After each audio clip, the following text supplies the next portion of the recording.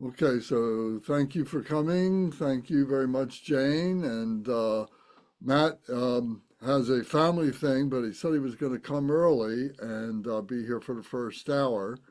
So we will move along. And thanks to the people on YouTube. And if you have any questions or comments, you know how to reach out to us, and we'll be glad to talk with you. Our email is buddhapracticestudy@gmail.com. So we're going to start today with our opening prayers. And the opening prayer, we're going to start with the short refuge prayer and just the four immeasurables.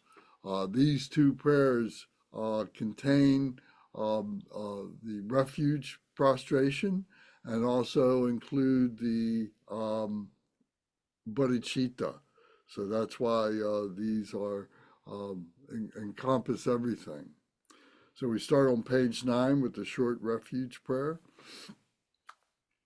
In the Buddha, the Dharma, and the Sangha most excellent, I take refuge until enlightenment is reached. By the merit of generosity and other good deeds, may I attain Buddhahood for the sake of all sentient beings. In the Buddha, the Dharma, and the Sangha most excellent, I take refuge until enlightenment is reached. By the merit of generosity and other good deeds, may I attain Buddhahood for the sake of all sentient beings. Sangye chodang soki chonam la, Zhangzhu bardu dagni kapsu chi, dagi jinso ki pe sonam gi, drola penshir sangye ju sho. May all mother sentient beings, boundless as the sky, have happiness and the causes of happiness. May they be liberated from suffering and the causes of suffering. May they never be separated from the happiness that is free from sorrow. May they rest in equanimity, free from attachment and aversion. May all mother sentient beings, boundless as the sky, have happiness and the causes of happiness. May they be liberated from suffering and the causes of suffering. May they never be separated from the happiness that is free from sorrow. May they rest in equanimity, free from attachment and aversion. Manam kadam yam pesam centam she dewadang dewe gurdang dampar jorchi. Dognal dang donal gi gudang drawar jorchi. Dognal me pe dewa dang mi drawar jorchi. Ne ring jak dang ni dang drawe tang namla ne pa jorchi. Okay, very good. Thank you. So now, if we can go to page,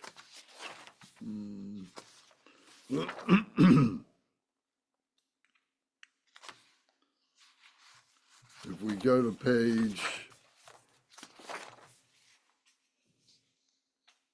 45 in our book, page 45 and 46, is where we begin the Vajrasattva meditation and recitation for purification practice.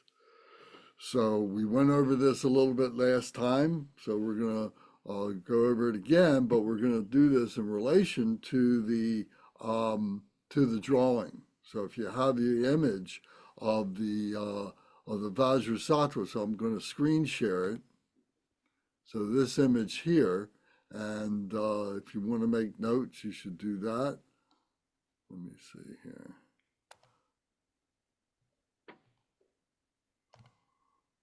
Okay. So we can see here, in the center is Vajrasattva. So we'll zoom in on this in a moment.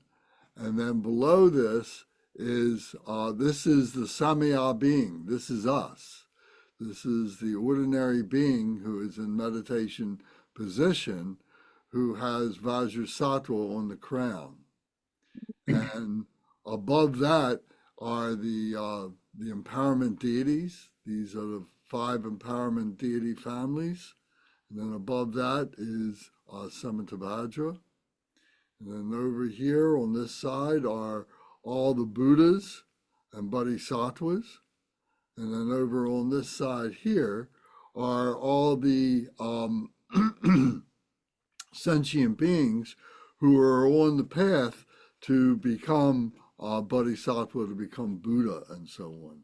So this generally is giving us an understanding of who this is. We're going to go a little bit deeper in this. So it says on page 45, it says, on the crown of one's head is a white 5-pointed Vajra that arises from the syllable Hung that rests on a moon mandala above a lotus.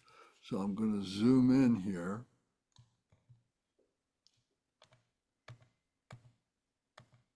So if you notice, here is the Samaya being, the vow taker, and on the crown of his head is a Vajra, is a 5-pointed Vajra, excuse me, that arises from a syllable Hung.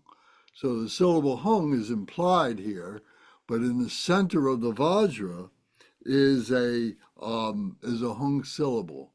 So let me go a little bit closer here. So here you can see is the Hung syllable in the center of the Vajra. So it's sitting on a lotus pedestal on a moon disk. And this arises from the Hung that we first see there. So it says the Vajra is marked in the center with the syllable Hung. Light radiates from it, making offerings to the Aryas and accomplishing the benefit of sentient beings through emanation and collection. So what we have to imagine here,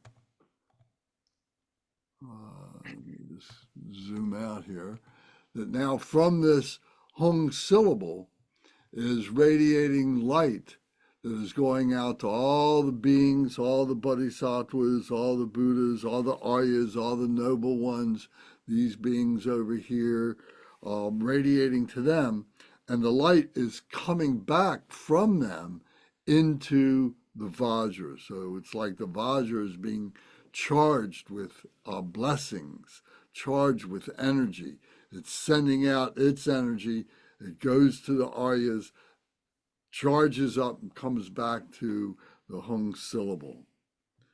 So then it says the Vajra becomes the complete form of Vajrasattva. So here, here is Vajrasattva. So here is Vajrasattva in the center. So this Vajra becomes Vajrasattva.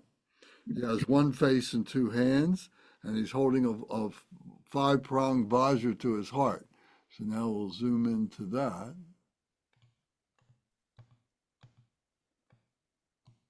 Whoops, it goes too far, too fast, doesn't it? This is what I wanted. There we are. So here is Vajrasattva. So he has one face and 2 hands. And you see the right hand is holding the Vajra at his heart, and the left hand is holding the bell at his waist over here. So holding a ganta. Ganta is the Tibetan word for, or rather the Sanskrit word for the bell, to his hip with his left hand. His feet are in a half lotus posture, and he's wearing silk and precious ornaments. So he's sitting in this half lotus posture. There is another picture here. Let me see.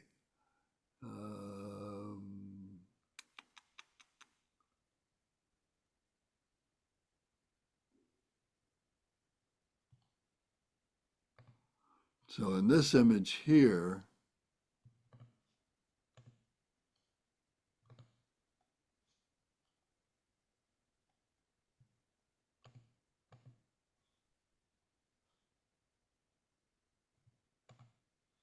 So in this image here, you see the half lotus posture where his left leg is drawn in and is demonstrating the balancing power of the Dharma that is in this position here like that, but his right leg is extended.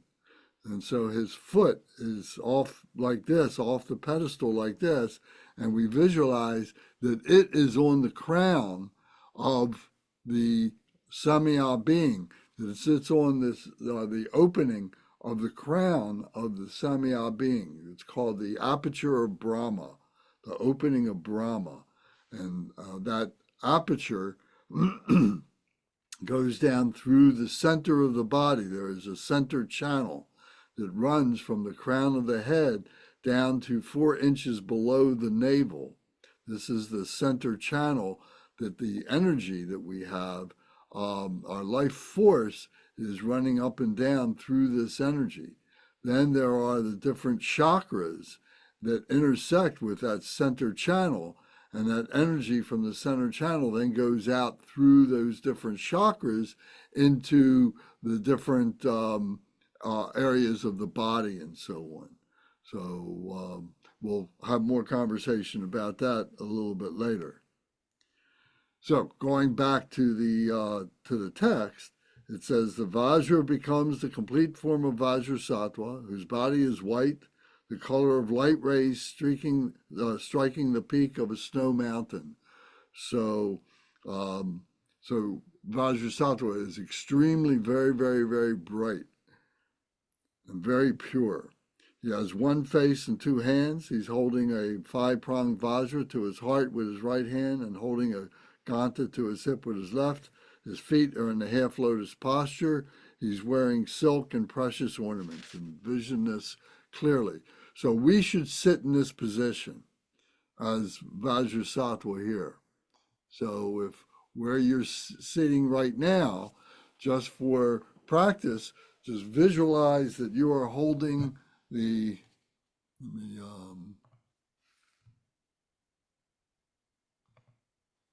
whoops.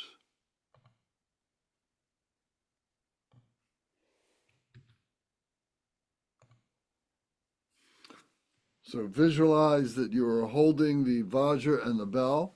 So here I have a Vajra, so you can hold that at your heart. You're visualizing you're holding that. Here is a bell. I'm holding that with my left hand at my hip. And so visualize that you are Vajrasattva.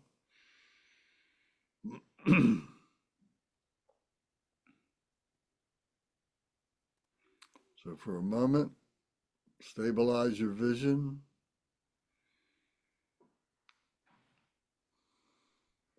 Your left leg is drawn in, and the right leg is extended just a little bit.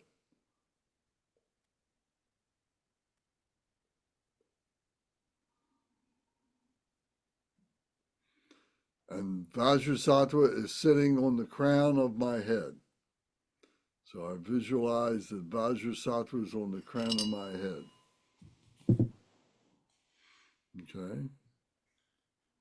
So next we go back to the next image here.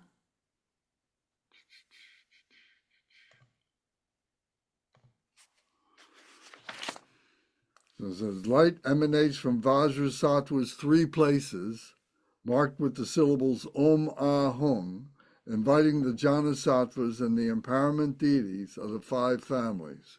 So here is the Om Ah Hung. So the Om is at the forehead, the Ah is at the throat, and the Hung is at the heart center. So if you can see that and visualize that white light is coming from the Om at the forehead, and that Ah, red light, is coming from it, from the throat, and the blue light coming from the Hung syllable at the heart is emanating there, and it says that the light emanates from Vajrasattva's 3 places, marked with the 3 syllables, inviting the Jnanasattvas and the empowerment deities of the 5 families. So up here, these are the empowerment deities of the 5 families. The Jnanasattvas all the enlightened ones, all the enlightened beings, all the wisdom beings. Jhana means enlightened wisdom, and Sat means beings, and Sattva means holy beings. So it's going out to all beings, and in particular to these empowerment deities of the five families. So here, this is Varanchana. This is the Buddha Varanchana, who is all-pervading wisdom, the wisdom of all-pervading wisdom here. This is Ascobia. This is the wisdom of mirror-like wisdom. And over here, this is Ratnasambhava. This is the wisdom of equanimity here. And then on this side here is Amitabha, who is the Buddha of the wisdom of discriminating awareness here. And then over here on this side is Amagog Siddhi, who is the Buddha of all accomplishing wisdom, all accomplishing wisdom. So with each of these male deities is the female consort, the wisdom female consort, who is with the male deity, and they always are together. Even if we don't see the image of the consort, the male we will see, but also the female is implied with that. But here we see those images. So these are the seed syllables of each of these five Buddha families. So here is the Om from Varanchana, who sits in the center. Here is the Hung at the from Ascobia, who is here, sits to the right of the center. And over here is the Shri syllable from Ratnasambhava, who is to the right of Ascobia here. So it's center, right, and further right. So this is the Shri syllable here. Excuse me, that's the, no, that's right, the Shri syllable. No. This is the Tram syllable, T-R-A-M, Tram. The Tram syllable, the seed syllable Tram. Over here is Amitabha, and this is the Shri syllable here. They look a little bit alike. The Shri syllable here, and to the left of, sitting to the left of center, and then to the further left is Amagog Siddhi, and this is the Ah syllable, who is at the heart of Amagog Siddhi here. So these five syllables, the hearts of each of these deities then, is radiating light that comes into this wish-fulfilling vase that is on the crown here. So this light, imagine this light coming from these deities, from these empowerment deities, plus all the other jhana sattvas, all coming into this wish-fulfilling this wish-fulfilling vase. So going back to the text, just to repeat, it says, light emanates from Vajrasattva's three places, marked with the three syllables Om Ah Hum, inviting the jhana sattvas and the empowerment deities of the five families. And it says Za Hong Bam Ho. They become inseparable from the Samaya Sattva, having prayed to the empowerment deities by reciting this mantra. So we'll get to that in just a moment. So now I want to, let's see here, whoops.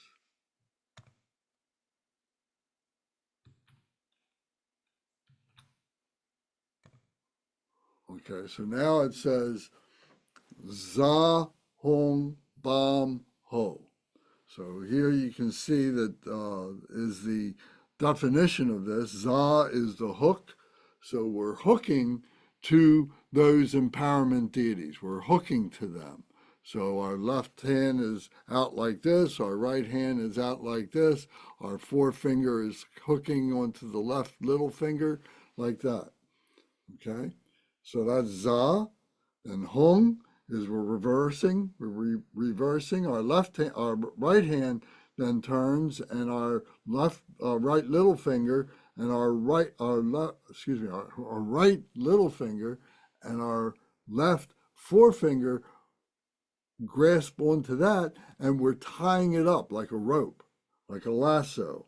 So we're binding it up with the rope.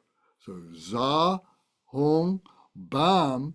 Bam is our left hand is like this, our right hand is like this, and we're moving our right hand down and imagining that this is indicative of a chain, a chain link, that we're chaining ourselves up, we're locking ourselves up with the deities. So it's za, we're hooking to the deities. Hung, we are tying ourselves up with the deities, and we are locking ourselves up with bam. We're locking ourselves up. Then ho is our left hand is out like this. The knuckles are right in front of us, and we're taking the knuckles of our right hand and matching them up. And then our two index fingers and our two little fingers are interconnected like this, and this is symbolic of the bell. And this is makes inseparable, and this is the joy, the rejoicing of of being together with the enlightened beings. So that's what. So this is the bell makes inseparable. So it's za, hung, bam, ho, hooking, binding, locking up, and becoming inseparable, rejoicing, becoming inseparable. So that's the visualization. We're developing mindfulness for this. So they become inseparable from the samaya sattva. So the samaya sattva is is us, is the being at the bottom of the image. And then we recite Om Sar Tathagata Abhishika Tumam. Abhishika Tumam. Om Sar Tathagata Abhishika Tumam. And what this means is Om is the enlightened body, speech, and mind. Sara means all. Tathagata means all the enlightened ones, all the beings, all the enlightened beings, all those Buddhas who have been liberated, and so all of them. And Abhishikata Tumam means may I be empowered to be liberated with you. So this is the empowerment. We're requesting empowerment for liberation. To Mom, may I be liberated with you. May I be empowered for that. So you're requesting empowerment. So going back to the image,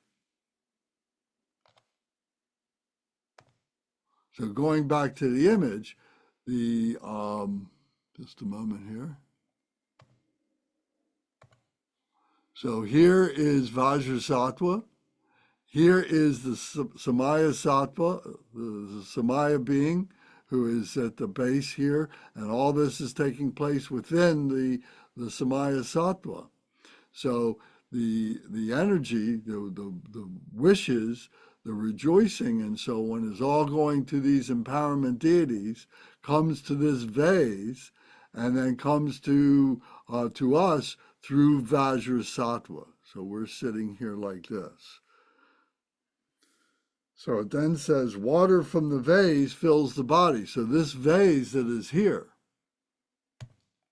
So this vase that is here, water from this vase that is the blessing water, fills the body, bestowing empowerment. And the excess becomes the crown ornament of the five families. The empowerment deities dissolve into Vajrasattva. So all this, so the empowerment deities dissolve. So what we would be doing in the empowerment would be that we would be taking the water from the vase like this, and we would be pouring it into our left hand, and then we would drink that, and then that would fill our body with this empowerment water that has been blessed by the empowerment deities. And then we're taking the moisture that's left on the palm of our hand and we put it on the crown of our head. And then with that, we're visualizing that the crown of the 5 Buddha families are on the crown of our head. So if we go back to the image, so you notice here on Vajrasattva, he's wearing a crown, and on the crown are 5 jewels, and each one of the 5 jewels coincides with the 5 Buddha families. So the center is Varanchana, over here on this side would be Ascobia, over here would be Ratnasambhava, over on this side, on the left side, would be Amitabha, and on the further left side would be Amagog City. So this is the crown of the 5 families. So we visualize that. So water from the vase fills the body, bestowing empowerment. The excess becomes the crown ornament of the 5 families, and the empowerment deities dissolve into Vajrasattva.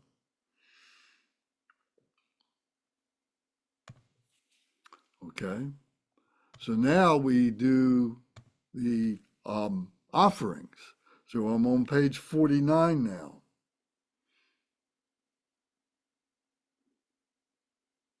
So it says, Om Vajrasattva Saparivara Argam, which is underlined, Pratitsa Soha. So what this means is, Om, the enlightened body, speech, and mind. Vajra means enlightenment.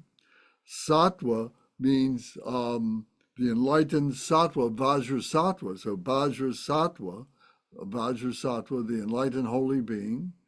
Saparivara means, and your entire retinue. Saparivara means your entire retinue.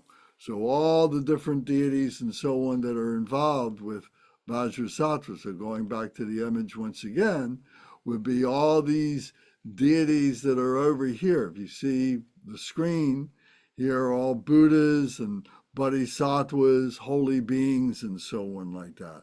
So this would be that whole retinue.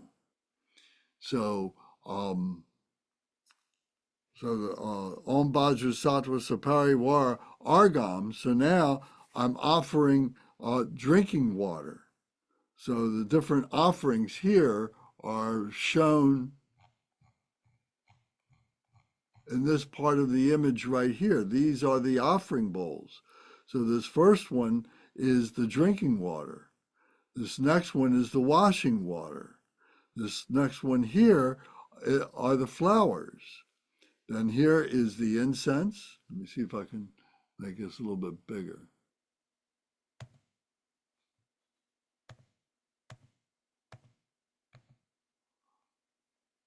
Okay.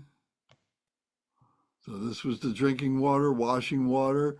These are the flowers. This is the incense.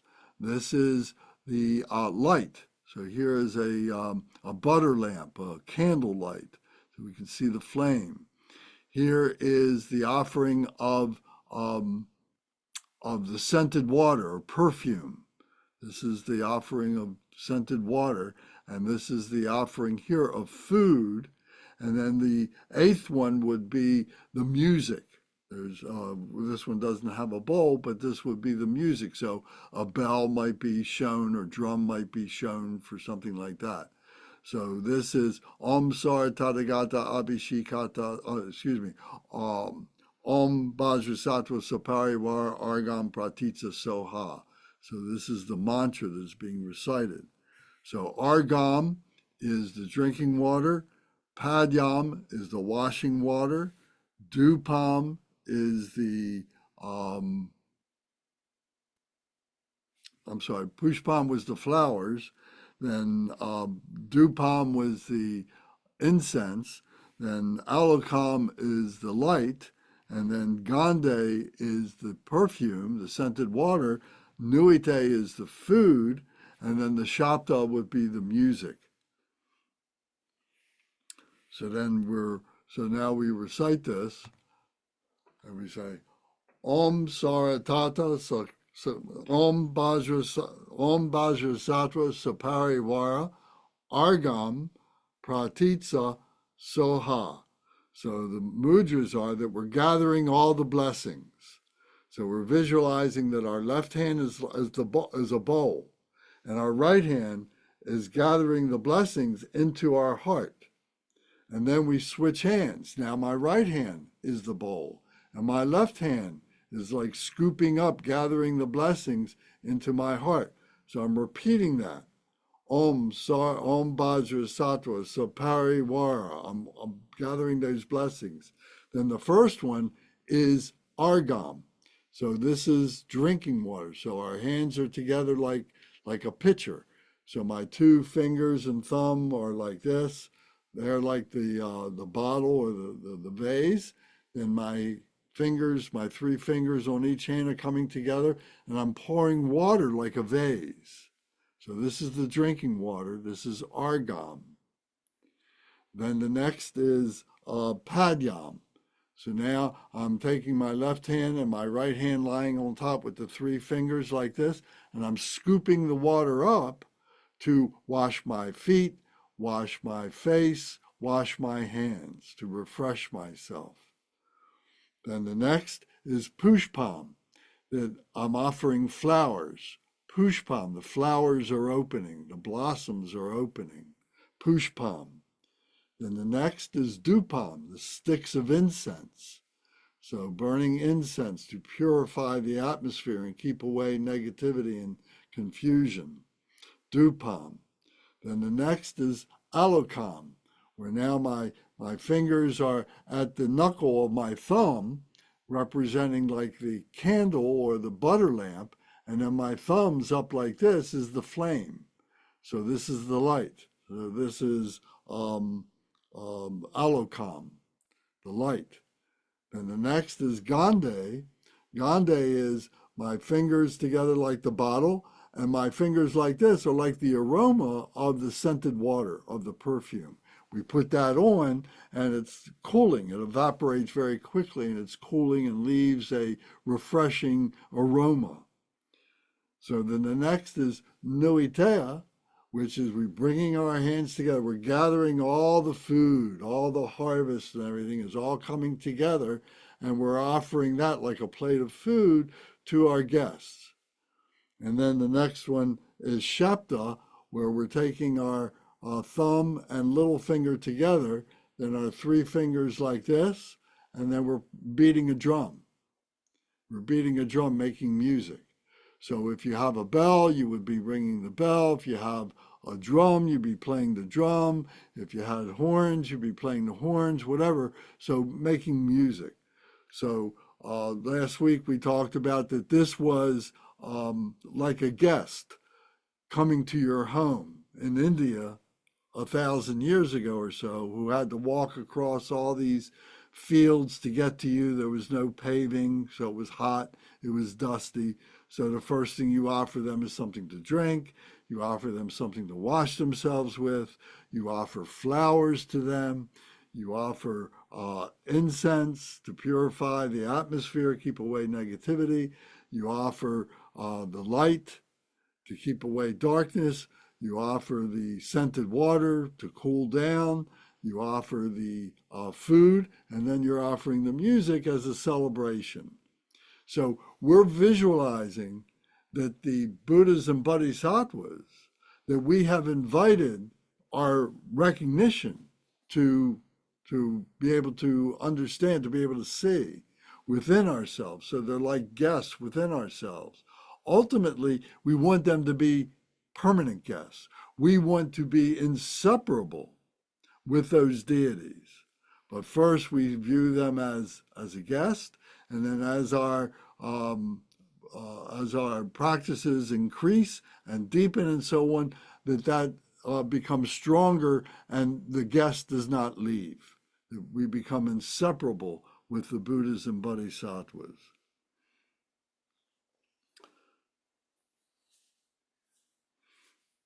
So we go back to the mantra. It says, Om Vajrasattva Sapariwara Argam Pratitsa Soha. So Pratitsa is we're crossing our hands at our wrists like this. So the left one is inside, the right one is outside like this, and then we're snapping our fingers, which is indication, here it is. I make this offering. It's no longer mine, it is yours. I make this offering to you. And then the next words, it says, sapariwara, or excuse me, sattva means, here it is, may it be accomplished. So we bring our hands like this. So putting it all together, we're gathering the blessings, we're making the offering, we're naming the offering, we're making the offering, and then may it be so, may it be accomplished. So Om Vajrasattva Sapariwara Argam Pratitsa Soha. Om Vajrasattva Sapariwara Padyam Pratitsa Soha. Om Vajrasattva Sapariwara Pushpam Pratitsa Soha. Om Vajrasattva Sapariwara Dupam Pratitsa Soha. Om Vajrasattva Sapariwara Alokam Pratitsa Soha. Om Vajrasattva Sapariwara Argam Gande Pratitsa Soha. Om Vajrasattva Sapariwara Nuitea Pratitsa Soha. Om Vajrasattva Sapariwara Shapta Pratitsa Soha. So you continue to play the drum.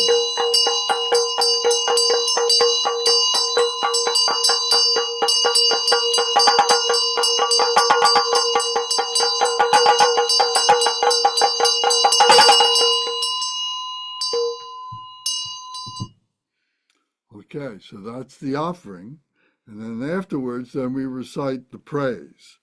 So the praise in English says, Vajrasattva, Mahasattva, great holy being, Vajra, the indestructible wisdom, embodiment of all the Tathagatas, Vajra, the indestructible wisdom, the primordial Samantabhadra. The primordial Samantabhadra is the Buddha Samantabhadra, who is so pure, not even born. So at the top of the picture that we've been looking at the very, very top is a small image of Samantabhadra. So it's as if Samantabhadra, that all this is a display of that primordial nature, that true nature of Samantabhadra. So we've given that primordial nature a name, and it's Samantabhadra. So all this is a display of that which is non-dual, non-conceptual. So the primordial Samantabhadra, I prostrate to Vajrapani. So Vajrapani is the bodhisattva of Dharma power. I prostrate to that power. And by doing that, I'm bringing that power into myself. So if you go look on page,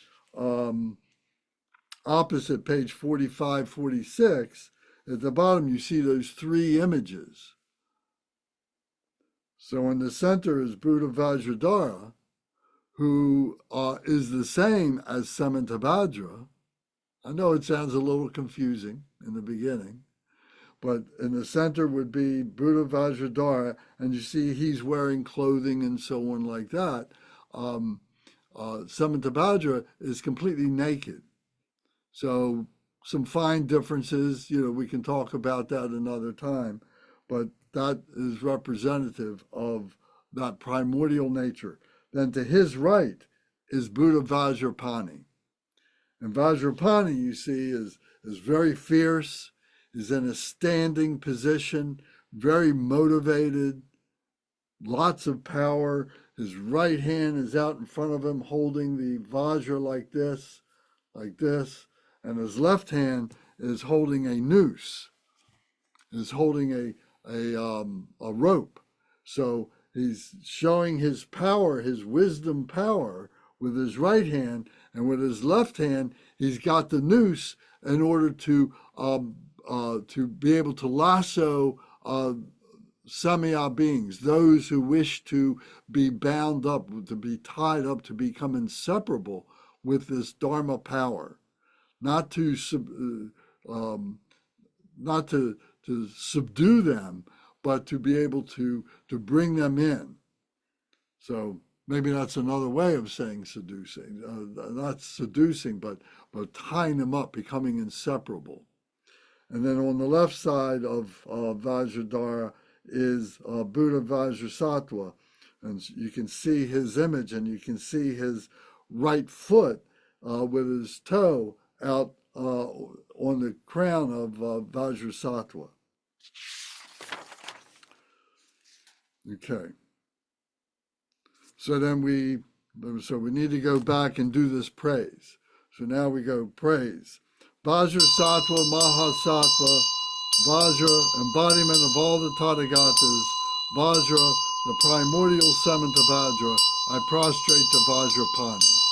So I'm ringing the bell, which is rejoicing as we're reciting this praise.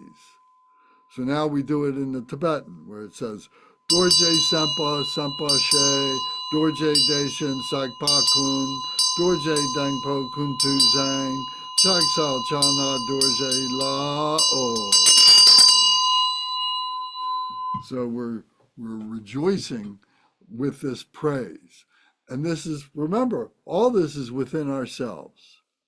And we're identifying this, we're becoming familiar with this that we have that has been suppressed by all our emotions, by all our confusions, by all our mental activity and physical activity and so on, has suppressed this spirituality that is being identified here, this union with our spiritual body, recognizing this all as our spiritual body.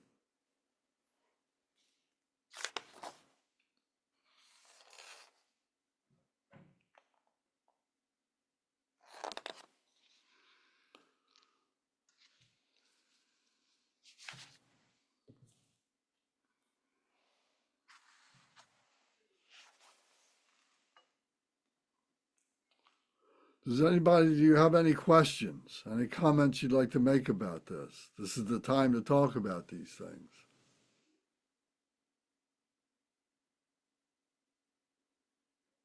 Okay, all right. All right, well, anytime you have questions, it's fine. Just, bring them right up and we'll discuss them. Lance, I just wanted to, I'm not far enough along to have questions, but I did want to apologize for being late. I had technical issues with my computer, which I still don't understand how I solved, but at least I'm here. Okay, good. Thank you. All right, so so carrying on with the practice now. Now we're on page 50, and it says, envision in the heart a moon mandala, above which is the syllable hung, surrounded by the 100-syllable mantra circling to the right. So going back to the picture, going back to the image now. So we vision, this is us. So this picture here represents us. Notice it's not on a pedestal. It's not on a lotus pedestal yet, but it's on a mandala. And here we don't have anything on the crown. It's just a plain person. You can see the hairline and so on, but sitting in the meditation position. And around it says, envision in the heart a moon mandala, above which is the syllable hung. So here in the center is the moon mandala and the syllable hung at our heart. surrounded by the 100-syllable mantra circling to the right. So this here is the mantra circling around to the right of the deity. So you visualize that as you sit here, that this mantra is going around in your heart. So if you were to, so now you're sitting with me, you're looking at me, and you're visualizing that at your heart is the seed syllable, and now this mantra is going around in a clockwise direction like this. So you can take your forefinger, your little finger and your thumb, bring them together, then your 3 fingers like this to represent the body, speech, and mind, going around in a clockwise direction. And you visualize that that's going around your whole entire body, and your heart center is the hum. So this mantra is going around like this. Correct. Okay. So it's circling to the right. So now we go and we would be reciting the mantra, which is on page 51 and 52. So the English translation is Om Vajrasattva Samaya. So the enlightened body, speech, and mind of Vajrasattva, the indestructible enlightened being, holy being, Vajrasattva. Samaya is, I'm the Samaya, you're the Samaya, we are the Samaya. So we are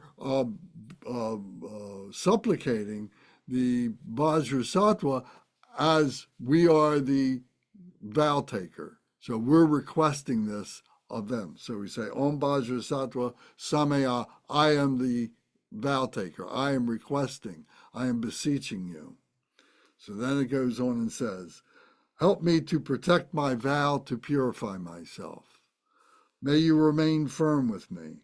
Grant me the complete satisfaction. Grow with me. Be loving towards me. Grant me the attainments to master the powers beyond body and nature. Show me all the deeds of body, speech, and mind. Make my mind heart good, virtuous, and auspicious. Revel in the bliss of the 4 joys, O Blessed One, who embodies the essence in me. Do not abandon me. Grant me the realizations of the indestructible nature. Make me one with you. Thus I signify my unity with non-duality. Ah. So now let's go back over this. Help to protect my vow to purify myself. So we have this motivation to want to become pure. We have this motivation to be like the lotus flower. Remember the example of the lotus flower that comes from the seed that is in the bottom of the ocean, bottom of the pond, and all that filth, all that defilement.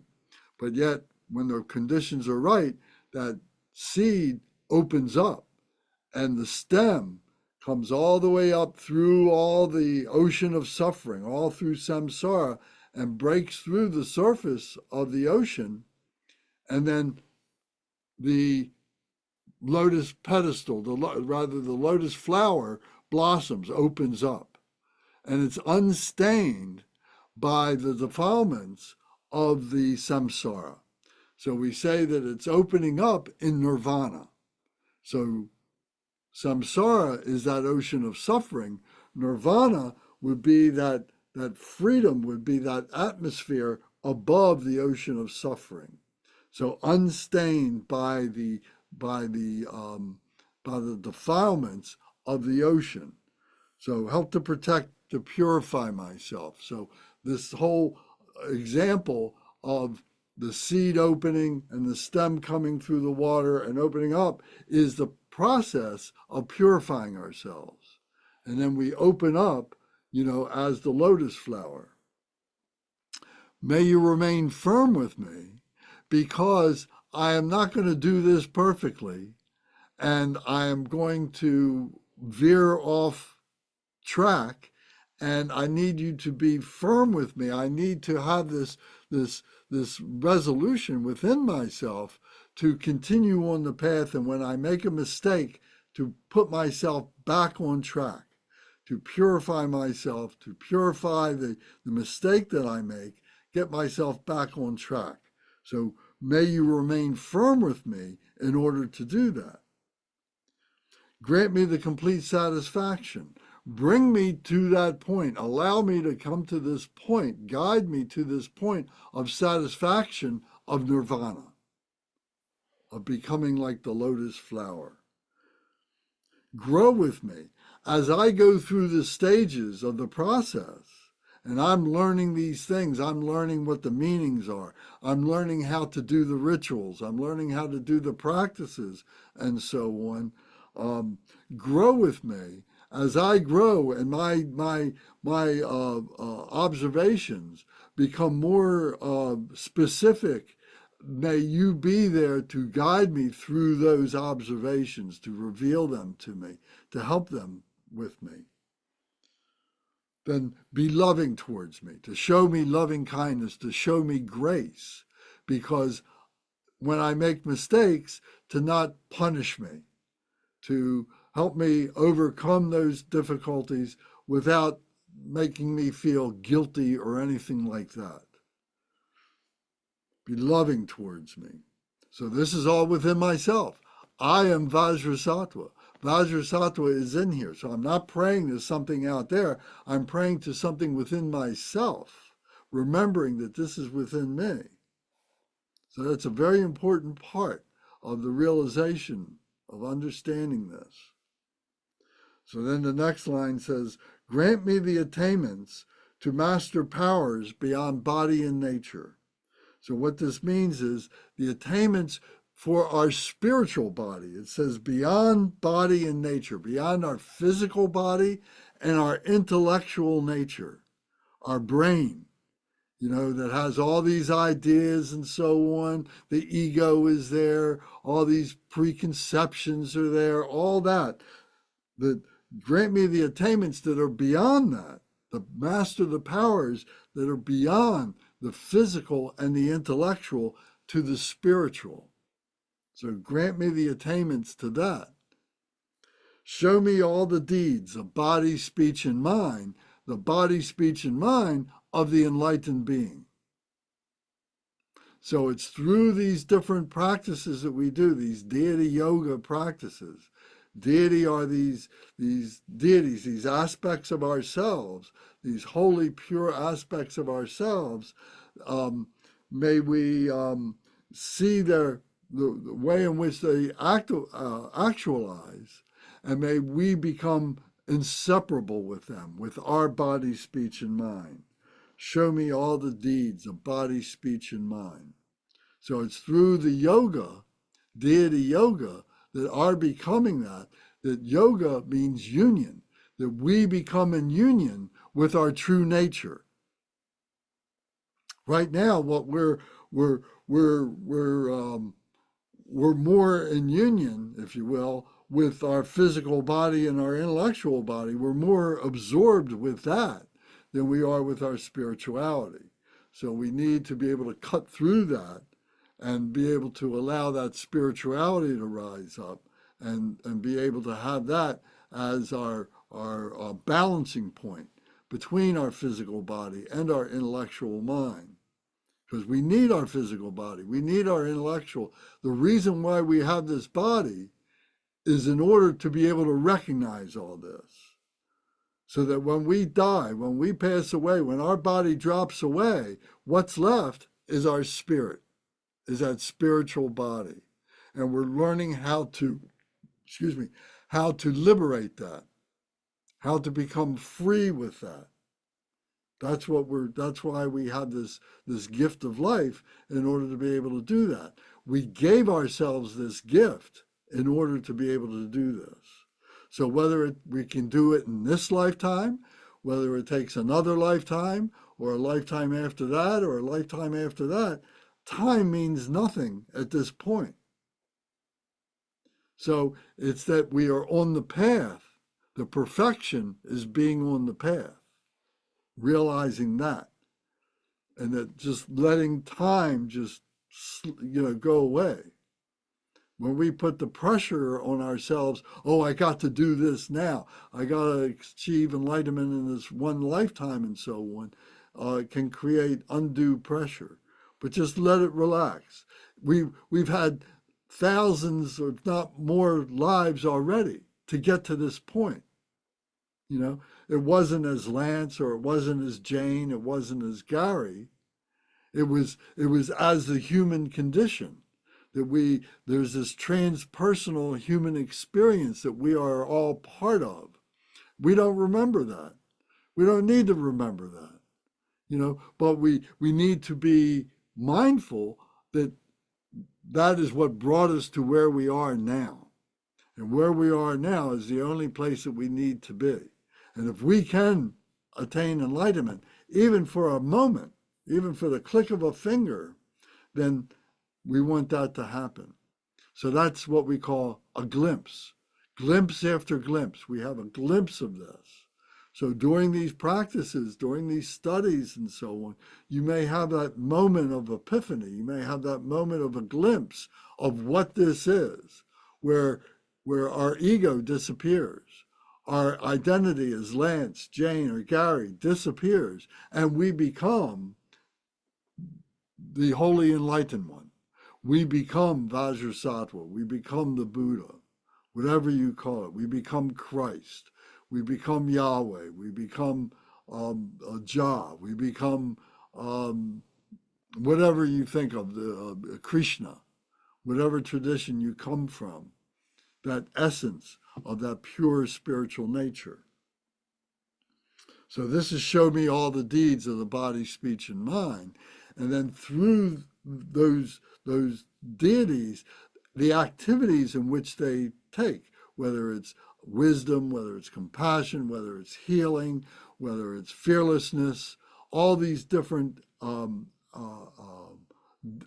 activities that they express their bodhicitta in. So show me all the deeds of body, speech, and mind, how I can do this in this lifetime now, that we practice this when we get up off the cushion and we begin to change our life to the point that we are behaving, our conduct becomes more holy, becomes more inspired by the deities than ever before. Going back to the text, it says, make my mind heart good, virtuous, and auspicious. So our mind heart, this is our brain mind. This is our heart mind. So make my mind heart good, virtuous, and auspicious. So what that means is loosen the grip of the brain thoughts that are surrounding our heart thoughts. Our heart thoughts are like bound up by this outer covering of all the confusions created by our intellectual mind. But if we can rest our intellectual mind, then what's revealed is our heart mind, which is indestructible, but it can be covered up. So we're releasing that. We're releasing those coverages. So it says, make my mind heart good, virtuous, and auspicious. May I see the goodness, the virtue, and the auspiciousness of my true nature, is another way of saying that. And it says, revel in the bliss of the four joys, O Blessed One, who embodies the essence within me. So revel in the bliss of the four joys. So the four joys are categorized many different ways depending on which practice we're doing. But for this, we can say the four joys of the four immeasurable qualities of bodhicitta, which is loving kindness, compassion, joy, and equanimity.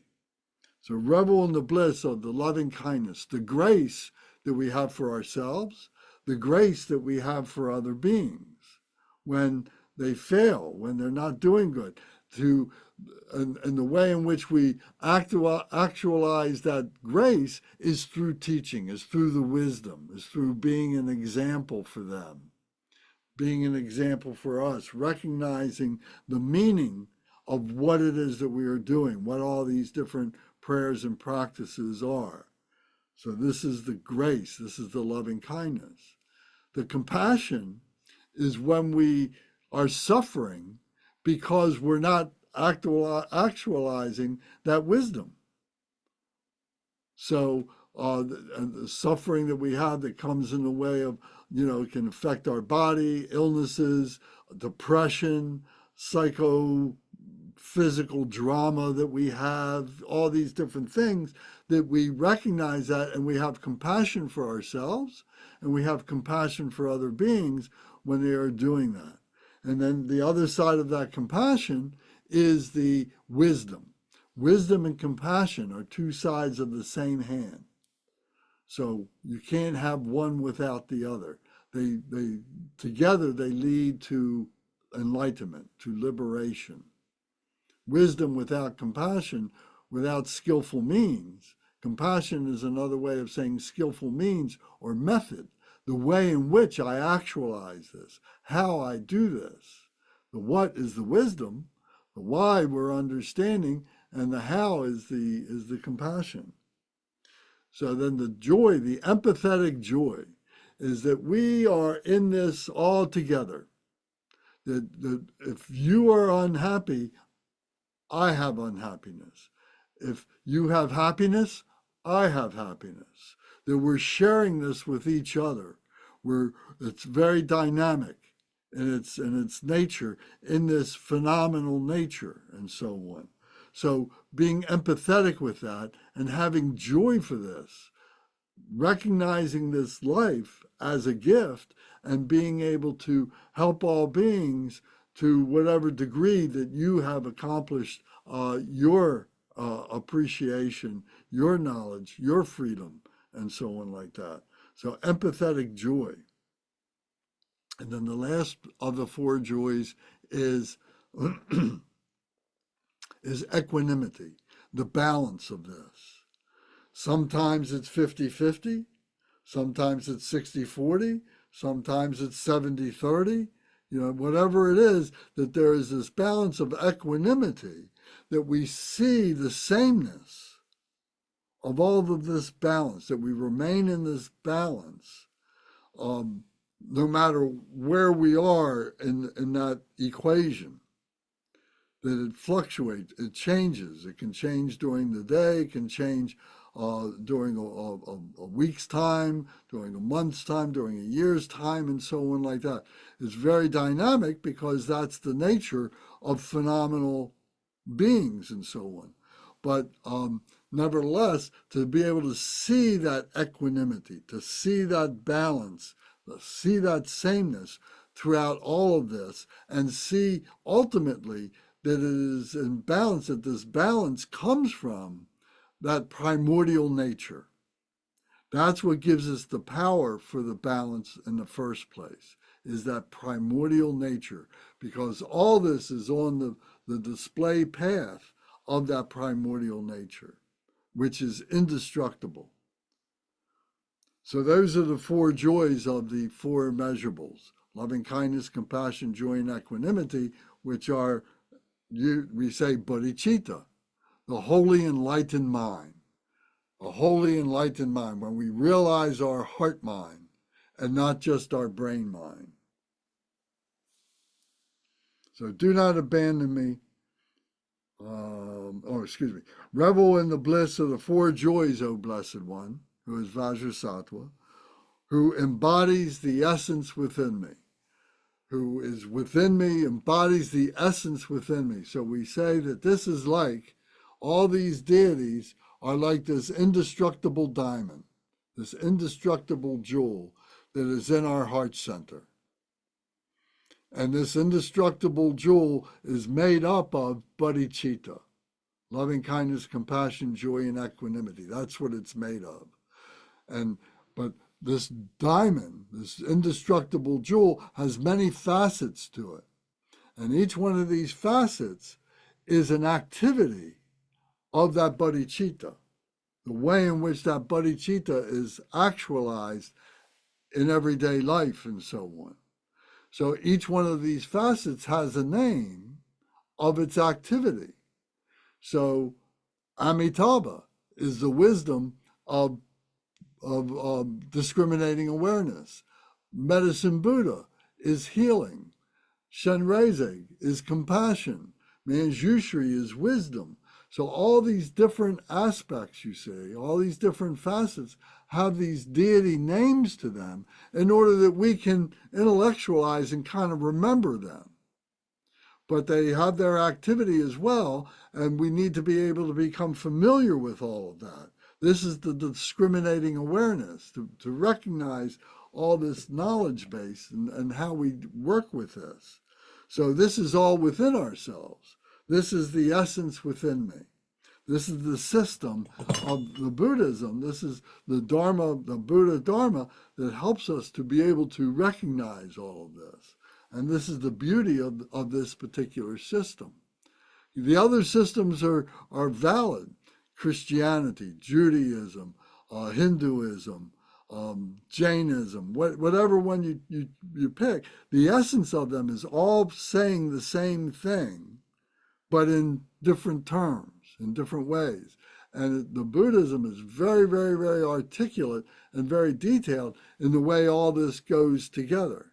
And this is why we're using this as a means to be able to understand this spirituality within ourselves, because it is so articulate. And there's so much support for that.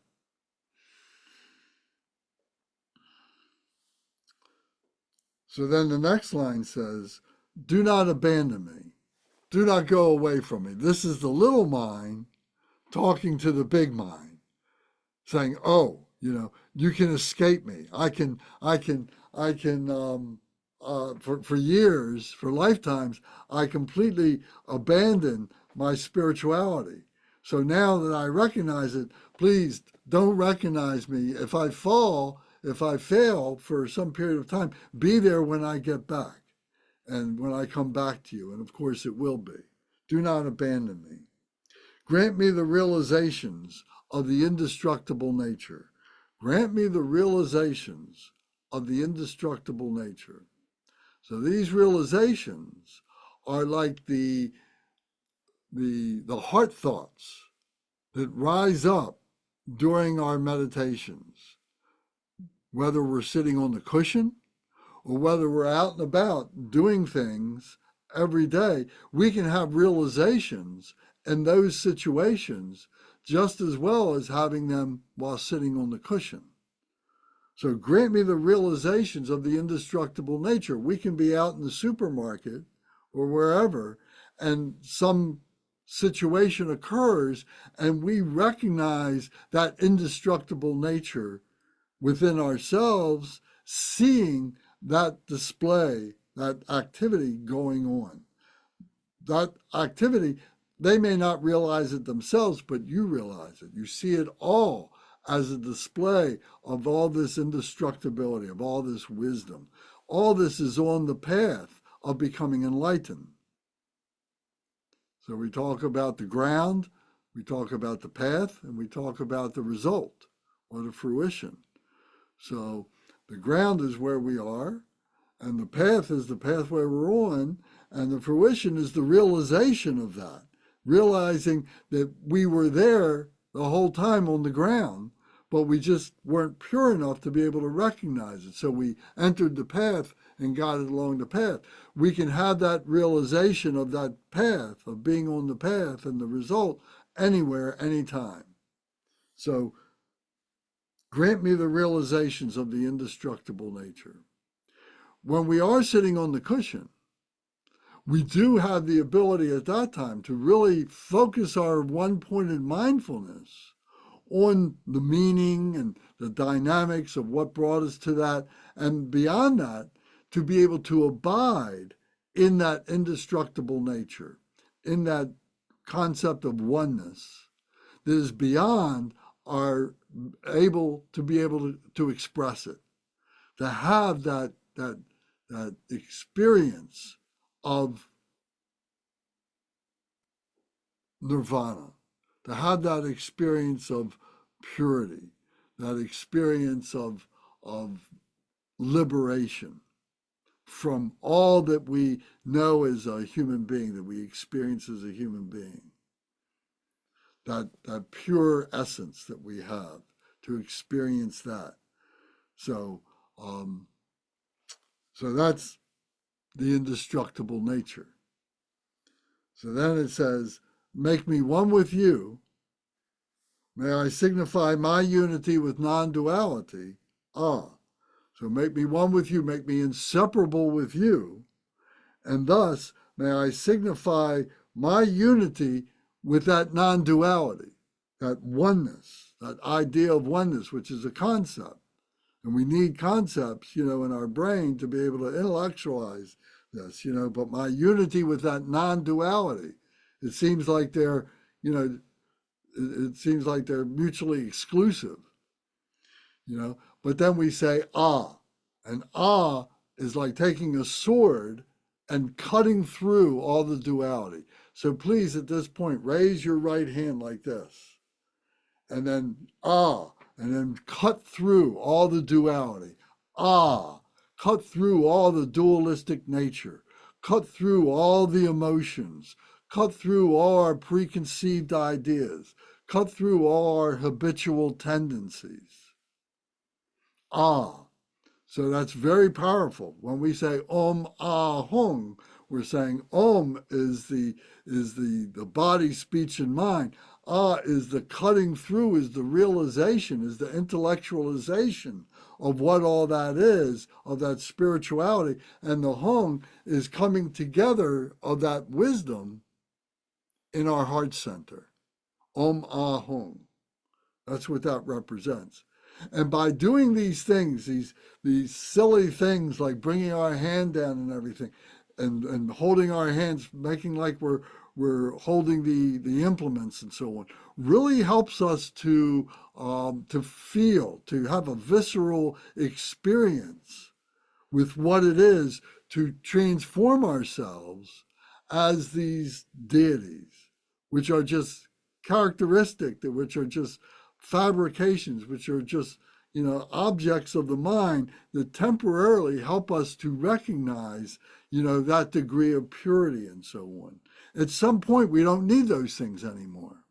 We blast right through those things, but for now, we need those things. So we embrace those things.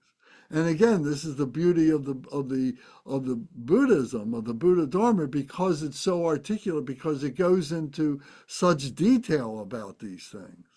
And so many of the other traditions, you have to be somebody who is, very high born or whatever to be recognized to be in the church or whatever organization it is to have the benefit of these teachings. But in Buddhism, it's available to everybody. It doesn't matter whether you're a human being living in Arizona or you're living in India. It doesn't matter. It's available to everybody. If you have enough to ask the question to be here, then you've got enough to be able to get the information that you need. And then it's up to you to process that, to bring that in, for you to have the experience of it. Because in one sense, it is just vicarious experience. You're just hearing it from somebody. You're reading it from a book or something like that. And it's just vicarious. Through them, you're experiencing this to some degree, but you're really not knowing it until you have that experience. The examples we always use is you can try and explain to somebody what sweet is, but until you give them a sugar cube and they put the sugar cube in their mouth and taste that sweetness, then they say, oh, that's what you're talking about. Or love, until someone falls in love and has love, to try and explain love to somebody who hasn't had that, until they have that experience, it's almost impossible. All the poets, all the great writers, all the songwriters, etc., all try and express love. But until you have that, you can't resonate with that. So that experience you can't take away. We call that the gnosis. In Christianity, during the time of Jesus, there was a group of people, a large group of people, of which he was one, that were called the Gnostics. And the Gnostics were the knowers. Gnosticism, Gnostic means to know, but to know in a spiritual way,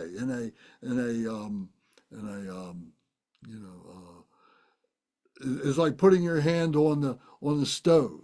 You have that experience. Now you know what it is. It's tasting the sugar. It's being in love. You know what it is. You know what it is to be spiritual. So the Gnostics had I couldn't say all of them, but many of them had that experience, and Jesus was one that had that. And he became, the messenger to bring that to all beings and so on. And so that those Gnostics, you see, were prevalent at that time. And then they all died out after a couple hundred years of the passing of Jesus for a number of reasons. Number one, the Romans killed them because they were such a threat to their system of government and control and so on. And another reason they died out is because they didn't want to have any children. They didn't want to bring them into this crazy world. They said, look, we got to stop having children.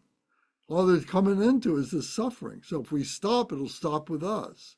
So that was their logic at the time. I mean, it had flaws in it like anything else. But nevertheless, it was based on the concept, or based on the idea, or based on the realization of the experience of knowing.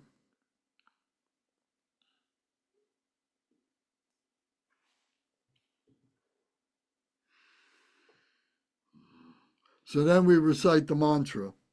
Om Vajrasattva Samaya Manu Palaya Vajrasattva Tenopa Drista Dredo Me Bawa Suto Kayo Me Bawa Supo Kayo Me Bawa Anu Raktu Me Bawa Sara Siddhi Me Prayatsa Sara Karma Sutsa Me Sitsantriya Kuru Hung Ha ha ha ha ha ho Bhagawan Sara Tadagata Bajra Mame Mansa Bajri Bawa Maha Samaya Sattva Ha.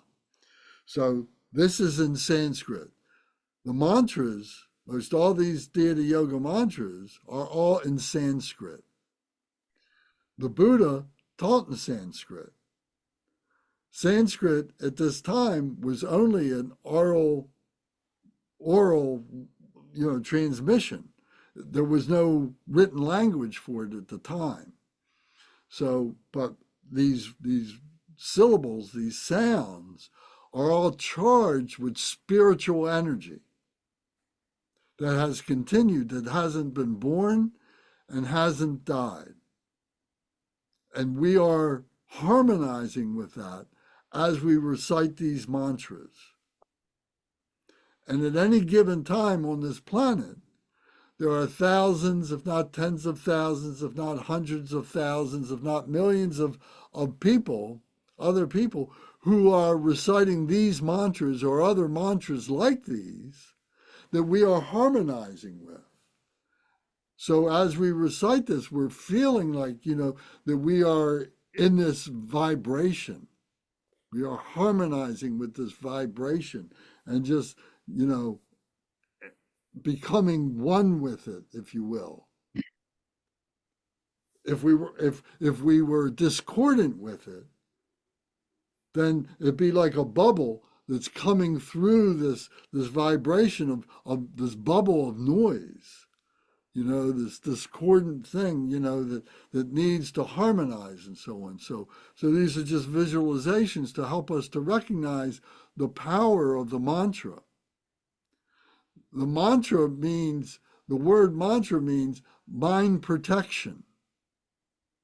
That if we're doing the mantra correctly, we are focused one-pointedly on the meaning of the mantra, on the vibration of the mantra. So there's absolutely no opportunity for any discordance. There's absolutely no opportunity for negativity or something. We're protecting our mind. We're one-pointed mindfully in this vibration together with all these other people. And whether you think of it just on this planet or going out from this planet into this solar system, and from the solar system out into this galaxy, and from this galaxy out into the to the rest of the universe, that this vibration is holding all of this together. It's the gravity, it's the singularity, it's the strong force, it's the negative force, or not the strong force, the weak force, and the electromagnetic force. It's all these forces all together that we identify in our physical sciences of our intellectualization of it, but this permeates everything. That's, to be able to blast off from this planet and be able to recognize that is part of the offerings that we make. That I have this offering of being on this planet, this body, but it's beyond all of that. To allow yourself to go there. So it's these mantras, the melodies of the mantras, that like transport us to be able to do that. And that's why we say that we accumulate these. So we use the beads as a means to keep track of our accumulations, to keep us focused. Otherwise, if we didn't have that, we'd say, oh, I feel like I did enough. Instead of saying, oh, I've set a goal for myself. Today I'm going to do 10 mala rounds of this mantra. So that means 1,080 times I'm going to do this. I'm going to recite this mantra. And in doing that, you're stabilizing that vibration. More and more, it's becoming stronger and stronger and stronger within you. And if you're doing it properly, you feel the vibration in your body. You should be doing it out loud. You don't have to shout it, but you shouldn't be whispering it. You should be saying it in a normal voice. Om Vajrasattva Samaya Manu Palaya Vajrasattva Tanupa. And as you do that, can you feel the vibration in your body? If you don't feel that vibration, then you're not doing it with enough force, with enough power. You need to intensify that power, intensify your voice. Maybe lower the key, the way in which you're doing it. Instead of going, Om Vajrasattva Samaya, all the vibration is up here in your throat. But if you can do it down here, Om Vajrasattva Samaya, you can feel it right here in your heart center. You can feel it down in your belly. And that's what you want to do. And in the beginning, you might think you're going crazy. Why am I doing this? And maybe you don't want to do it when other people can hear you or something like that. You feel embarrassed or something, but cutting through that, it becomes what you want to do.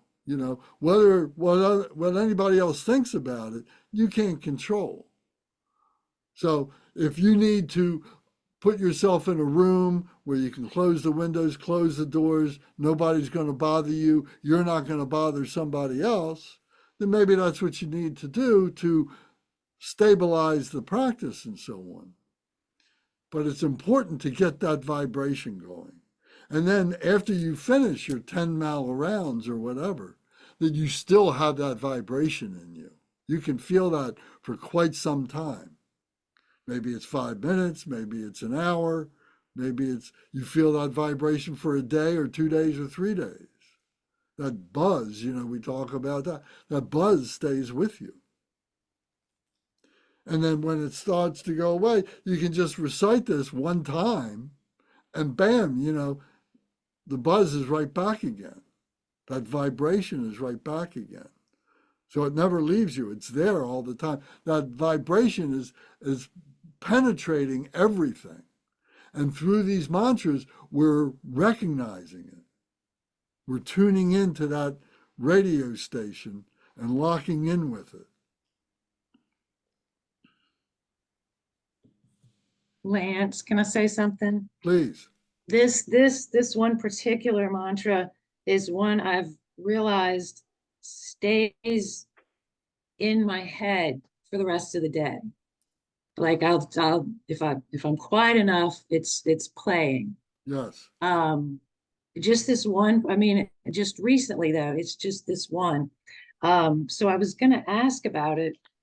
Is it is it related to the 100-syllable mantra, or It is is it, 100 syllables. it is the 100-syllable mantra? Yeah, count Okay. the syllables. Okay. Okay. Okay. All right. So that makes sense now. I thought it was all, thought that was earlier, and this was pieces of okay. Okay. Okay, cool. That's good to know. Yes. And it's the 100, go back to, well, it doesn't say it on this page, does it? It is the 100 syllable purification mantra of Vajrasattva, is the whole name of it. Okay, right. So through Okay. this, we're able to purify because of our one pointed mindfulness, like a knife cutting through. Hmm. And if we recite the last line, Om Bajra, how's it go? Saratada Gata Bajra Mami Mansa Bajri Bawa Maha Samaya Ah. Okay. Got it. Cutting through. Yeah. Okay. So it's also like a confession, that, I'm an impure being who is on the path to purity. Hmm. So I'm confessing all the things. I don't have to enumerate every single one of them. Yeah. But just know that I'm on the path now. Yeah. And that's where I want to be. Okay. All right. So why don't we take a break, and then we'll come back and we'll recite a little bit, and then we'll continue on with the visualization with the illustration. So let's come back at 10 minutes of the hour, and we'll continue, okay? So we'll take a 20-minute break. Thank you.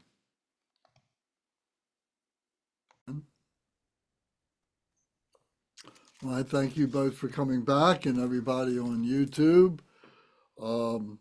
So we're going to continue with our practice here. So what we'd like to do now is to recite the mantra. We'll recite it 3 times, and then we'll carry on with our discussion. So first we'll recite it in English 1 time on page 51, and then we'll do page 52. So we'll do it with the melody, and then you can do it without a melody if you prefer. So together, Om Vajrasattva Samaya, help to protect my vow, to purify myself. May you remain firm with me. Grant me the complete satisfaction. Grow with me, be loving towards me. Grant me the attainments to master the powers beyond body and nature. Show me all the deeds of body, speech, and mind. Make my mind heart good, virtuous, and auspicious. Revel in the bliss of the 4 joys, O Blessed One, who embodies the essence within me. Do not abandon me. Grant me the realization of the indestructible nature. Make me one with you. Thus I signify my unity with non-duality. Ah. Om Vajrasattva Samaya Manupalaya Vajrasattva Tenopa Drista Dredo Me Bhava Suto Kayo Me Bhava Supo Kayo Me Bhava Anuraktu Me Bhava Sara Siddhi Me Prayatsa Sara Karma Sutsa Me Sitsan Triya Kuruhung Ha ha ha ha ha ho Bhagavan Saratada Gata Bajra Mame Mansa Bajri Bhava Mahasamaya Sattva Om Vajrasattva Samaya Manupalaya Vajrasattva Tenopa Drista Dredo Me Bhava Suto Kayo Me Bhava Supo Kayo Me Bhava Anuraktu Me Bhava Sara Siddhi Me Prayatsa Sara Karma Sutsa Me Sitsan Shriya Kuruhung Ha ha ha ha ha ho Bhagavan Saratada Gata Bajra Mame Mansa Bajri Bhava Maha Samaya Sattvaha Om Vajrasattva Samaya Manupalaya Vajrasattva Tenopa Justa Dredo Me Bhava Suto Kayo Me Bhava Supo Kayo Me Bhava Anuraktu Me Bhava Sarasiddhi Me Prayatsa Sara Karma Sutsa Me Sitsan Shriya Kuruhong Ha ha ha ha ha ho Bhagavan Saratada Gata Bajra Mame Mansa Bajri Bhava Mahasamaya Sattva Ha. Okay, very good. So try and memorize this as quickly as you can. Spend a week. If you recite this 20 times or so, this long one, or a whole mile around, whatever, if you recite it every day for a significant number of times, in 4 or 5 days, you will have memorized this, both in the English and the Sanskrit. So I would recommend doing the English first. Get to know the meaning. It's very important to know the meaning. Then concentrate on the Sanskrit and memorize it. So, for myself, one of the things that I've done is during the daytime, I'd be reciting it, doing that. And then at night, in bed, I would recite it from memory and see how far I've gotten along with it. It would be like a test. And plus, it prepares you for sleep. So it has those two benefits.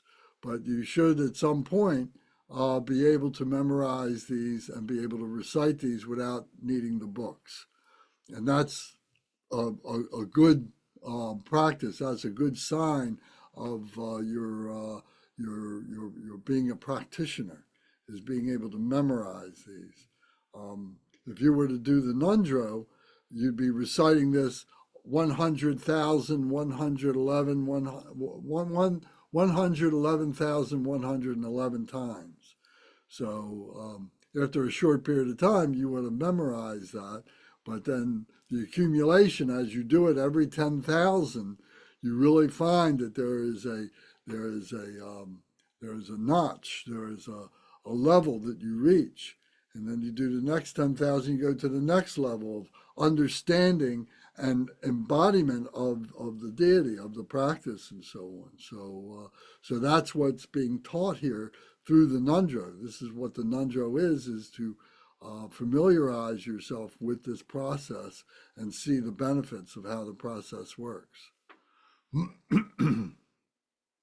So we're cutting through the old Lance. We're cutting through the old Jane. We're cutting through the old Gary. And we're just cutting through. It gets to a point where, you don't have to make any kind of excuses for yourself. Just going to say, I'm just stopping. I'm just cutting through all that junk that I used to obsess over and feel guilty about and so on like that. So that becomes a rebirth. You're cutting through, you're cutting off, you're killing the old self, and you're allowing the new self to be reborn.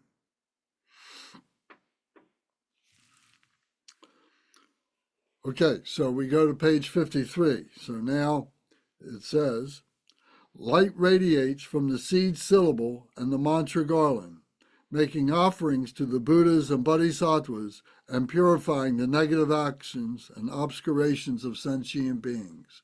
So go to your illustration. I'm going to put it up on the screen.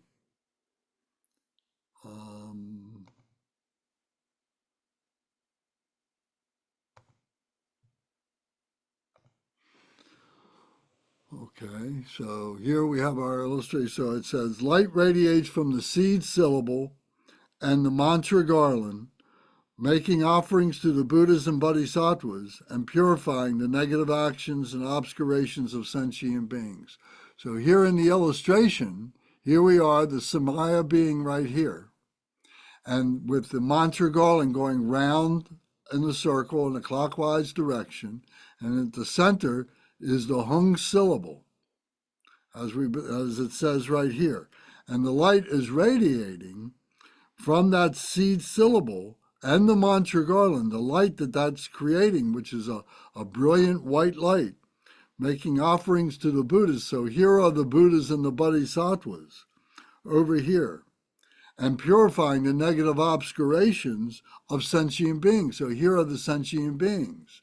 So here you see this tubular shape here is to indicate that this mantra, that's this light visualization coming from the mantra and the seed syllable, are going to all these beings, all these sentient beings, and to these bodhisattvas and Buddhas. So it's going in a circular path. It comes from here, goes to there, comes and goes back to them, goes back to them. So it's a circular movement is the way we visualize it. Another way of visualizing it is to say that it goes in the 10 directions. So when we talk about the 10 directions, we talk about, the four cardinal directions of the compass: east, south, west, and north, and then the intermediate: southeast, southwest, northwest, northeast, and then up and down. So literally what we're doing is we're describing a sphere.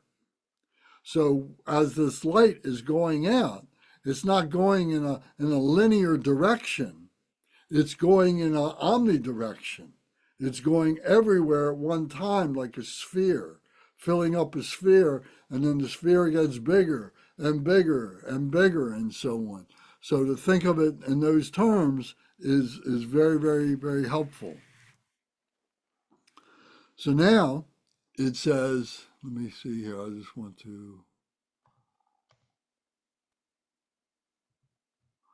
So now the next line says, nectar flows from the hearts of all the Buddhas and Bodhisattvas, dissolving into the syllable hung and the mantra garland. Nectar flows down, filling his body. So from the Buddhas and Bodhisattvas here, so the blessings are flowing from them into the syllable hung at the heart of the Samaya being, us, and the mantra garland, and nectar flows down, filling his body. So this nectar is flowing down. So if we look at it here with Vajrasattva at our heart center, here has been on our head, but at his heart is the hung syllable. So we can say that all this nectar is coming into Vajrasattva.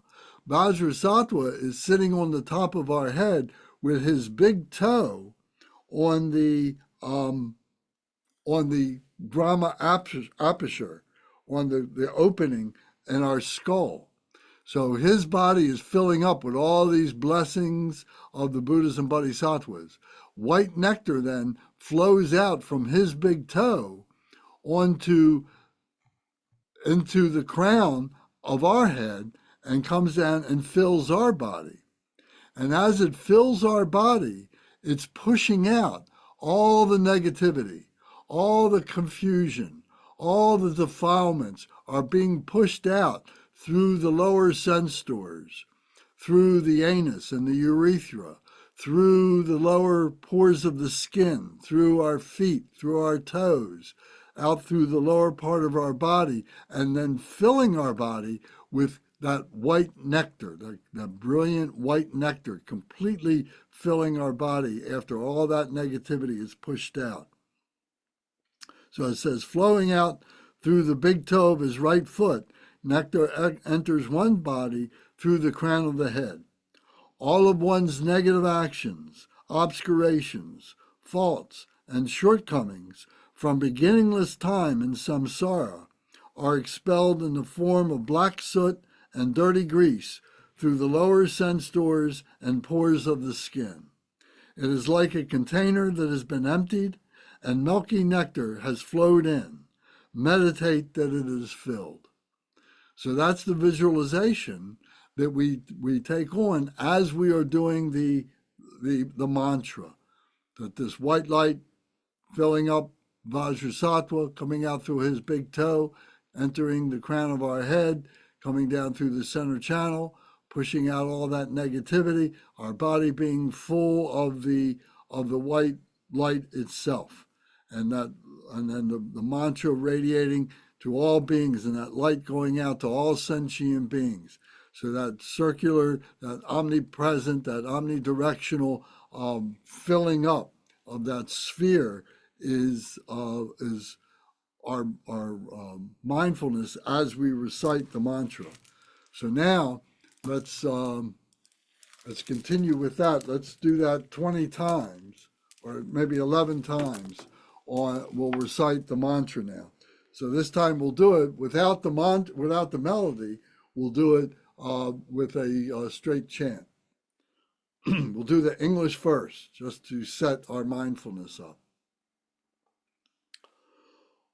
Om Vajrasattva Samaya, help to protect my vow to purify myself. May you remain firm with me.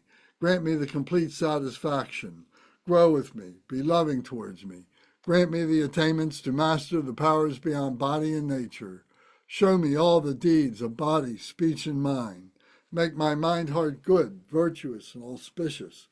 Revel in the bliss of the four joys, O Blessed One, who embodies the essence within me. Do not abandon me.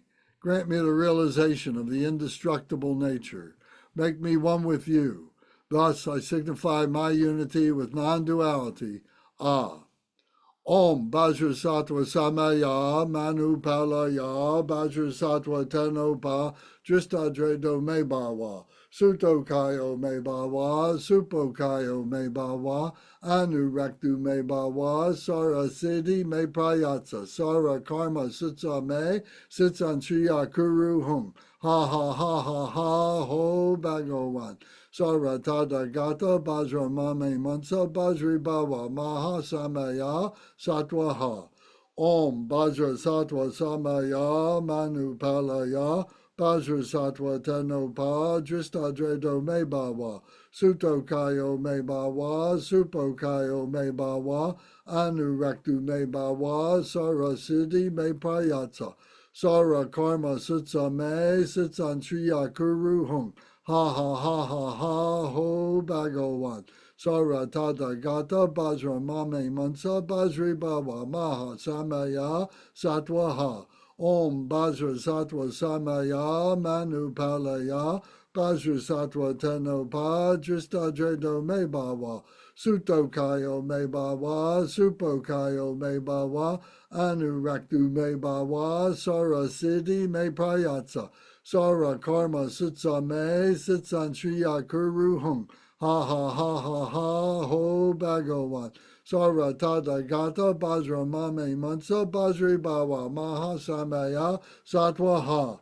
Om Vajrasattva Samaya Manu Palaya Vajrasattva Tenopa Dristadredo Me Bawa Sutokayo Me Bawa Supokayo Me Bawa Anuraktu Me Bawa Sara Siddhi Me Prayatsa Sara Karma Sitsa Me Sitsan Shriya Kuru Hung Ha ha ha ha ha ho Bhagavan Sara Tadagata Bajra Mame Mansa Bajri Baba Maha Samaya Satwaha.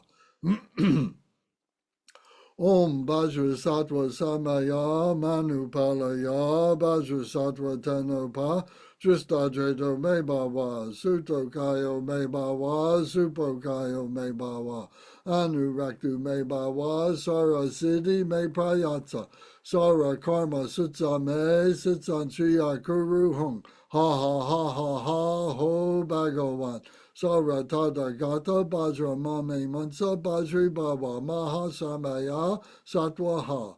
Om Vajrasattva Samaya Manu Palaya Vajrasattva Tenopa Dristadredo Me Bawa Sutokayo Me Bawa Supokayo Me Bawa Anuraktu Me Bawa Sara Siddhi Me Prayatsa Sara Karma Sitsa Me Sitsan Shriya Kuru Hung Ha ha ha ha ha ho Bhagavan Sara Tathagata Vajra Mame Mansa Vajri Bhava Maha Samaya Satwaha. Om Vajrasattva Samaya Manupalaya Vajrasattva Tenopa Dristadredo Me Bhava Suto Kayo Me Bhava Supo Kayo Me Bhava Anuraktu Me Bhava Sara Siddhi Me Prayatsa Sara Karma Sitsa Me Sitsan Triya Kuruhung Ha ha ha ha ha ho Bhagavan Sara Tathagata Vajra Mame Mansa Vajri Bhava Maha Samaya Satwaha Om Vajrasattva Samaya Manupalaya Vajrasattva Tenopa Dristadredo Me Bhava Suto Kayo Me Bhava Supo Kayo Me Bhava Anuraktu Me Bhava Sara Siddhi Me Prayatsa Sara Karma Sutsa Me Sitsan Triya Kuruhung Ha ha ha ha ha ho Bhagavan Sara Tathagata Vajra Mame Mansa Vajri Bhava Maha Samaya Satwaha Om Vajrasattva Samaya Manupalaya Vajrasattva Tenopa Dristadredo Me Bhava Suto Kayo Me Bhava Supo Kayo Me Bhava Anuraktu Me Bhava Sara Siddhi Me Prayatsa Sara Karma Sutsa Me Sitsan Triya Kuruhung Ha ha ha ha ha ho Bhagavan Sara Tathagata Vajra Mame Mansa Vajri Bhava Maha Samaya Satwaha Om Vajrasattva Samaya Manupalaya Vajrasattva Tenopa Dristadredo Me Bhava Suto Kayo Me Bhava Supo Kayo Me Bhava Anuraktu Me Bhava Sara Siddhi Me Prayatsa Sara Karma Sitsa Me Sitsan Triya Kuruhung Ha ha ha ha ha ho Bhagavan Sara Tathagata Vajra Mame Mansa Vajri Bhava Maha Samaya Satwaha Om Vajrasattva Samaya Manupalaya Vajrasattva Tenopa Dristadredo Me Bhava Suto Kayo Me Bhava Supo Kayo Me Bhava Anuraktu Me Bhava Sara Siddhi Me Prayatsa Sara Karma Sutsa Me Sitsan Triya Kuruhung Ha ha ha ha ha ho Bhagavan Sara Tathagata Vajra Mame Mansa Vajri Bhava Maha Samaya Satwaha.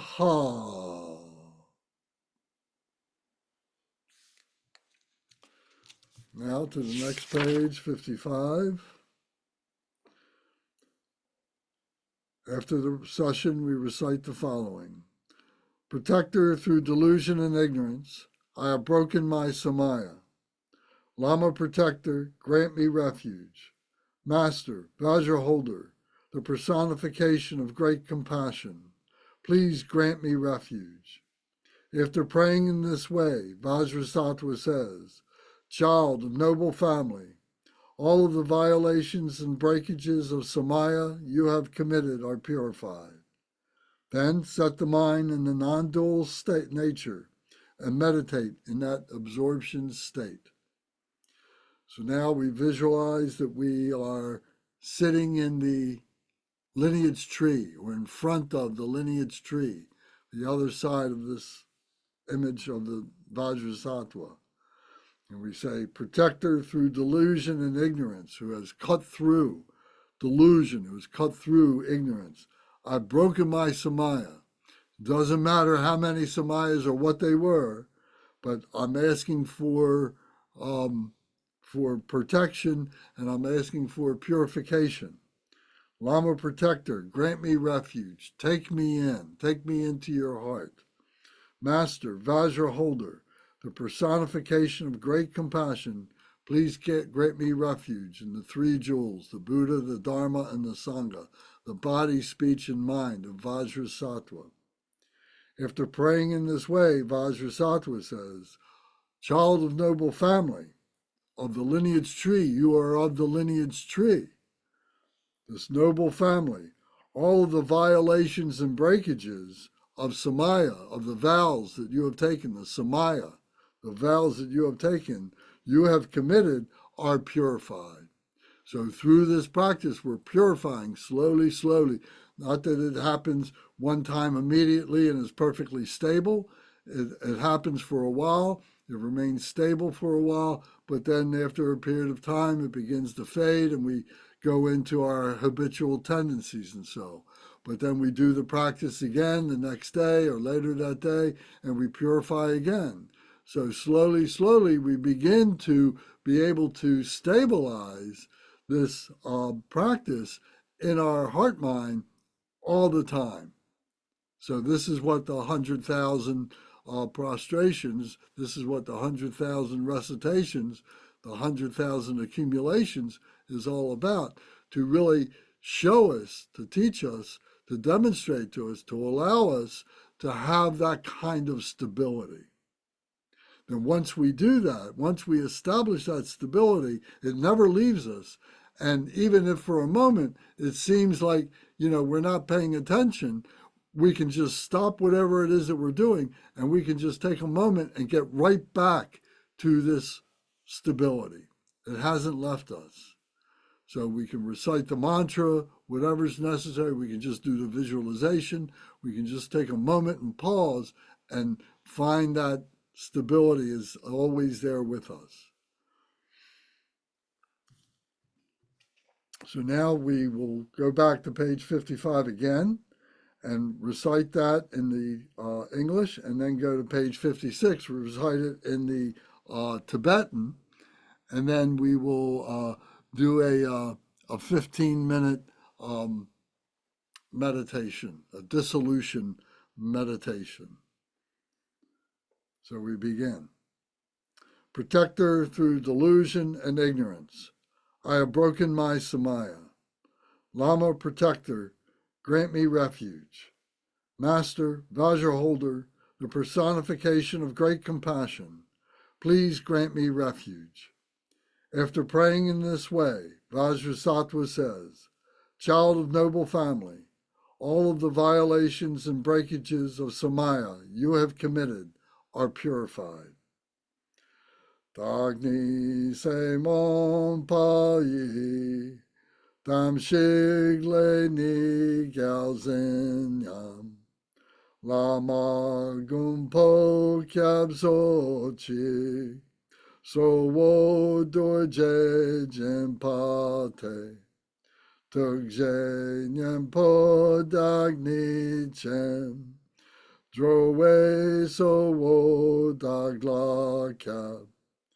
Seizo atape dorje zempe shal ne riki bukyogi, dam shig dam shag dam dig drib dam sheda payino.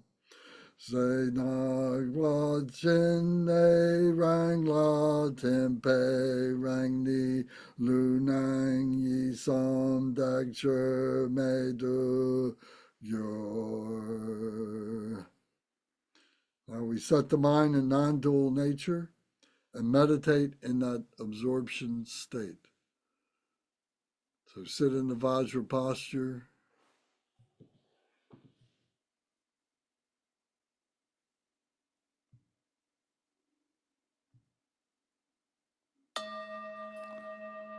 Whether you are sitting on a chair or on a cushion, keeping your back straight. If you're sitting on a cushion, crossing your legs as best you can. If you're sitting on a chair, you can keep your both feet flat on the floor, or if you prefer, to cross your ankles with your left ankle in and your right leg, your right ankle is on top of the left ankle. Your back is straight. Your shoulders are back. They're not up around your ears, they're relaxed. Your hands are in your lap with your left hand up, your right hand lying in your left hand and your thumbs touching in a relaxed position, about 4 inches below your navel or in your lap. No stress in your body.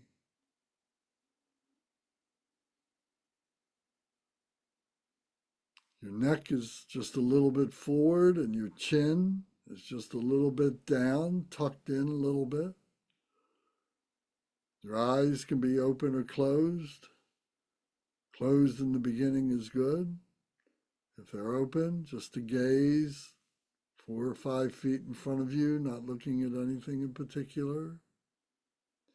If you need to look at the lineage tree or the Vajrasattva image, you can look at that if that is helpful to you, but just to restore your mindfulness, and gently close your eyes again. Breathing in through your nose, both nostrils together, bringing the breath all the way down to your abdomen, 4 inches below your navel. You expand the lungs by opening up the diaphragm, which pulls down on the lungs, opening them, by expanding your belly, your abdomen, pushing the air all the way down, expanding the belly and holding the breath. Holding the breath.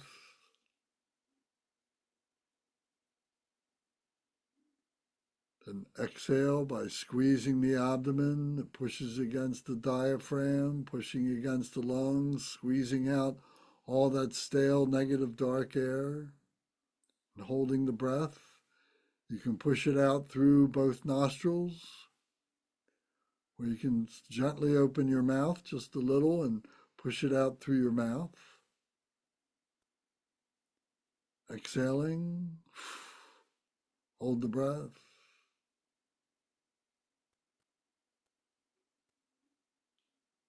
Breathe in. Fill the lungs with fresh, clean, pure air.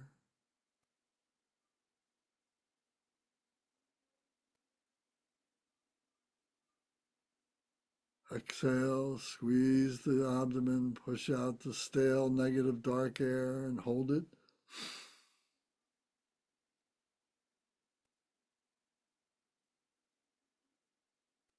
Breathe in.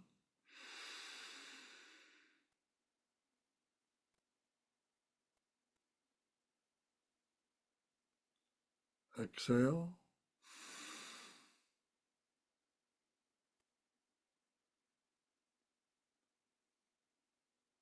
Breathe in.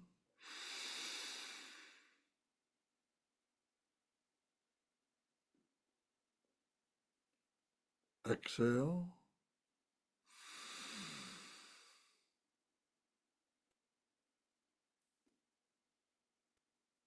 Breathe normal and stay relaxed. Breathe at your own pace.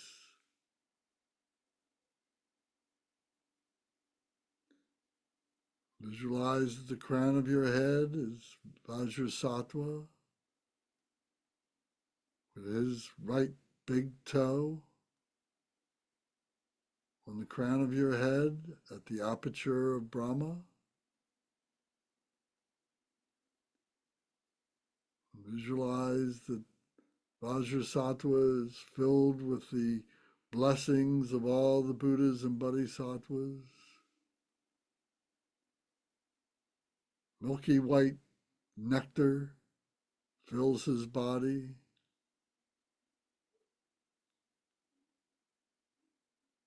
Flows out through his body to his big toe.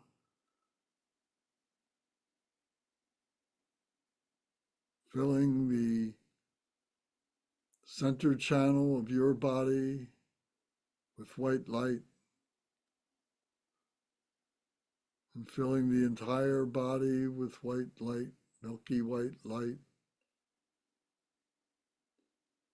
pushing out all the stale negativity, all the confusion, all the dark soot, all the defilements being pushed out through the lower sense doors and the pores of the skin,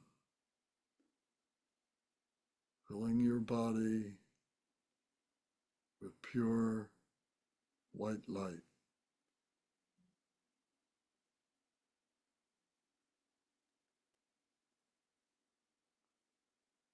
Visualize from the hung syllable at your heart, radiating light to all the Buddhas and Bodhisattvas, to all sentient beings. The mantra garland going around in a clockwise direction, radiating white light, purifying all beings, leading them to purification.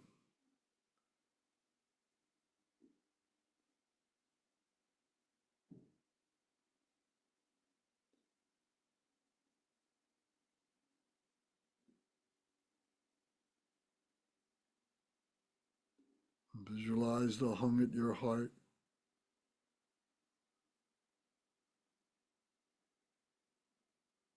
rising from the bottom, from the shabku, into the ha syllable, disappearing as it goes, dissolving into the roof of the ha syllable, dissolving into the moon disk above the ha, dissolving into the sun bindu,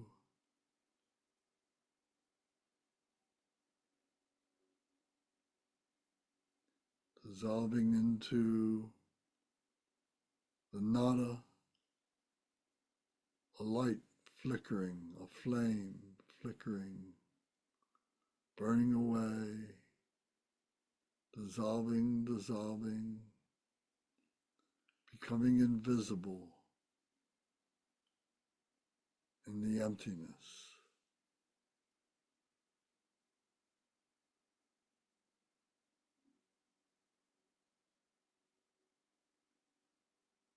Stay relaxed. Your mind wanders, just bring it back to the dissolution.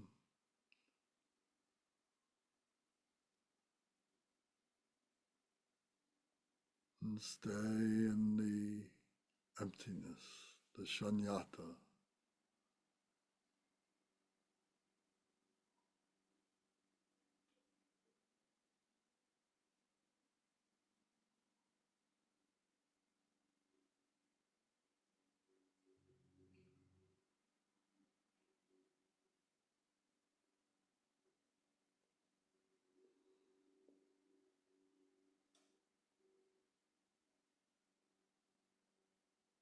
You need to move your body, your legs or your hands. It's okay, just remain comfortable. Keep your back straight.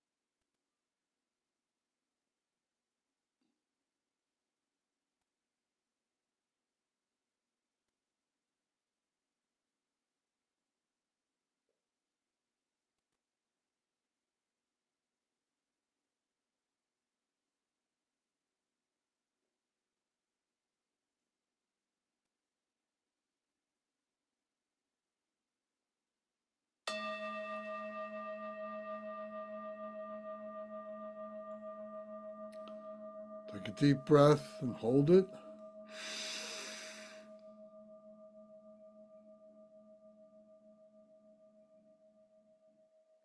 Exhale and hold it.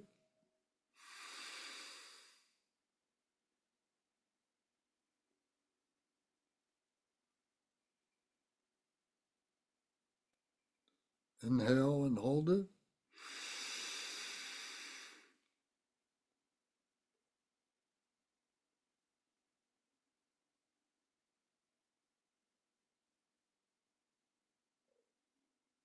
Exhale.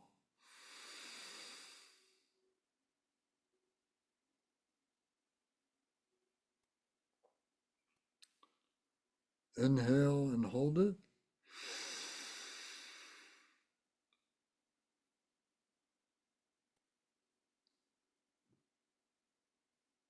Exhale.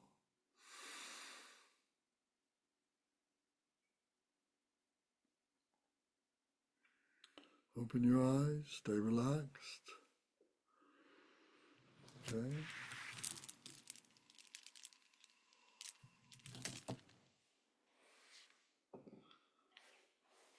So now on page 57, it gives us instructions for the closing of the practice. So we didn't open them up the way we normally do because we wanted to have plenty of time for this conversation today. So what we should do is go to page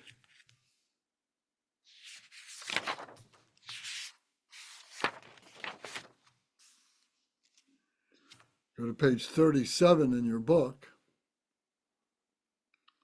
are the dedication prayers. So we'll recite these together in English. Dorje Chang, Talopa, Naropa, Marpa, Milarepa, Dormalorgampopa, Pagma Drupa, and Lord Drikung. Please bestow upon us the most auspicious blessing of all the Kagyu Lamas. By this virtue may I achieve the all-knowing state, and may all who travel in the waves of birth, old age, sickness, and death cross the ocean of samsara by defeating all enemies, confusion, the cause of suffering. Bodhicitta, the excellent and precious mind, where it is unborn, may it arise. Where it is born, may it not decline, but ever increase higher and higher. I pray that the Lama may have good health. I pray that the Lama may have long life. I pray that your Dharma activities spread far and wide. I pray that I may not be separated from you. As Manjushri and likewise Samantabhadra realize the ultimate state, Buddhahood, I will follow in their path and share the merit for all sentient beings. By the blessing of the Buddha who attained the three kayas, by the blessing of the truth of the unchanging Dharma as such, by the blessing of the indivisible Sangha order, may the merit I share bear fruit. By the virtues collected in the three times, by myself and all beings in samsara and nirvana, and by the innate root of virtue, may I and all sentient beings quickly attain unsurpassed, perfect, complete, precious enlightenment. May the teachings of the great Drikung Kagyu Sri, who is omniscient, Lord of the Dharma, Master of interdependence, continue and increase through study, practice, contemplation, and meditation until the end of samsara. Glorious, holy, venerable, precious, kind root Lama and lineage Lamas, divine assembly of Yidams and assemblies of Buddhas, Bodhisattvas, Yogins, Yoginis, and Dakinis, dwelling in the 10 directions, please hear my prayer. May the virtues collected in the three times, by myself and all sentient beings in samsara and nirvana, and the innate word of virtue, not result in the 8 worldly concerns, the 4 causes of samsara, or rebirth as a Shravaka or Pratyeka Buddha. May all mother sentient beings, especially those enemies who hate me and mine, obstructors who harm, misleading Mars, and the hordes of demons, experience happiness, be separated from suffering, and swiftly attain unsurpassed, perfect, complete, and precious Buddhahood. By the power of this vast root of virtue, may I benefit all beings through my body, speech, and mind. May the afflictions of desire, hatred, ignorance, arrogance, and jealousy not arise in my mind. May attachment to fame, reputation, wealth, honor, and concern for this life not arise for even a moment.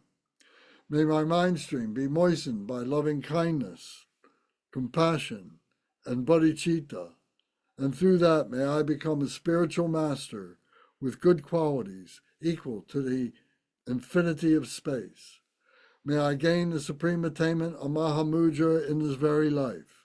May the torment of suffering not arise even at the time of my death. May I not die with negative thoughts. May I not die confused by wrong view. May I not experience an untimely death. May I die joyfully and happily in the great luminosity of the mind as such and the pervading clarity of Dharmata.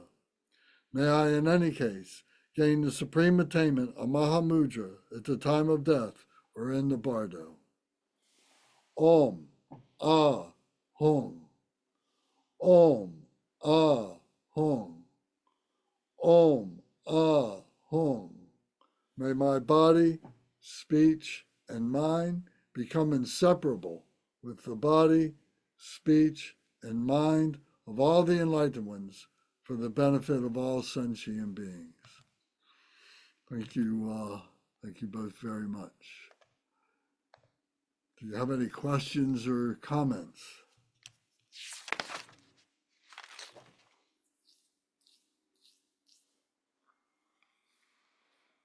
Enjoyed the practice and found it very meaningful. I'm sorry I was a bit late, as I said before.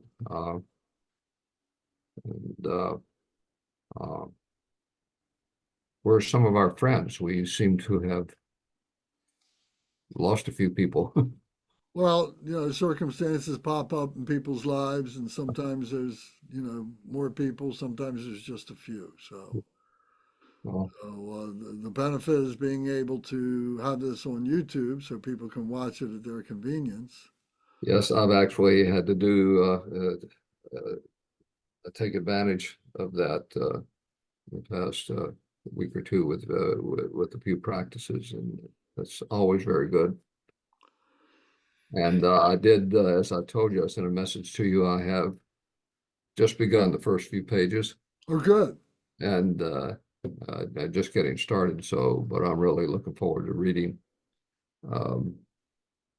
the book. I think you're going to enjoy it.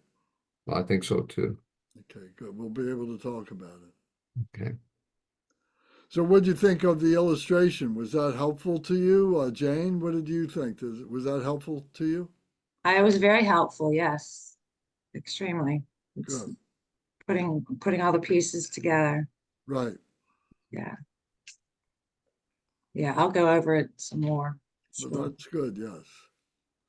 Yeah, and feel free to take notes in the book or even on the illustration, no problem at all. And if you make notes and later on you want a clear copy, I'll send you a clear copy. That's no problem. But being able to understand the meaning of this and whatever we need to do to support that is very important. You mentioned before that when you would do the practice, was that when we did the practice together, or were you doing the practice during the week, by yourself? Well, I was noticing it after the practice I would do with y'all, and I do catch it at other times on YouTube as well. So I'll watch it during the week sometimes. I don't really do it on my own, not this stuff, without some assistance. Okay. But that's when I noticed, yeah, and it's happened with other things as well, but it's just that one particular mantra that kept being the one that stuck, after all the other ones that go in there too. But I just found it interesting that was the one, and I kept thinking, which one is that?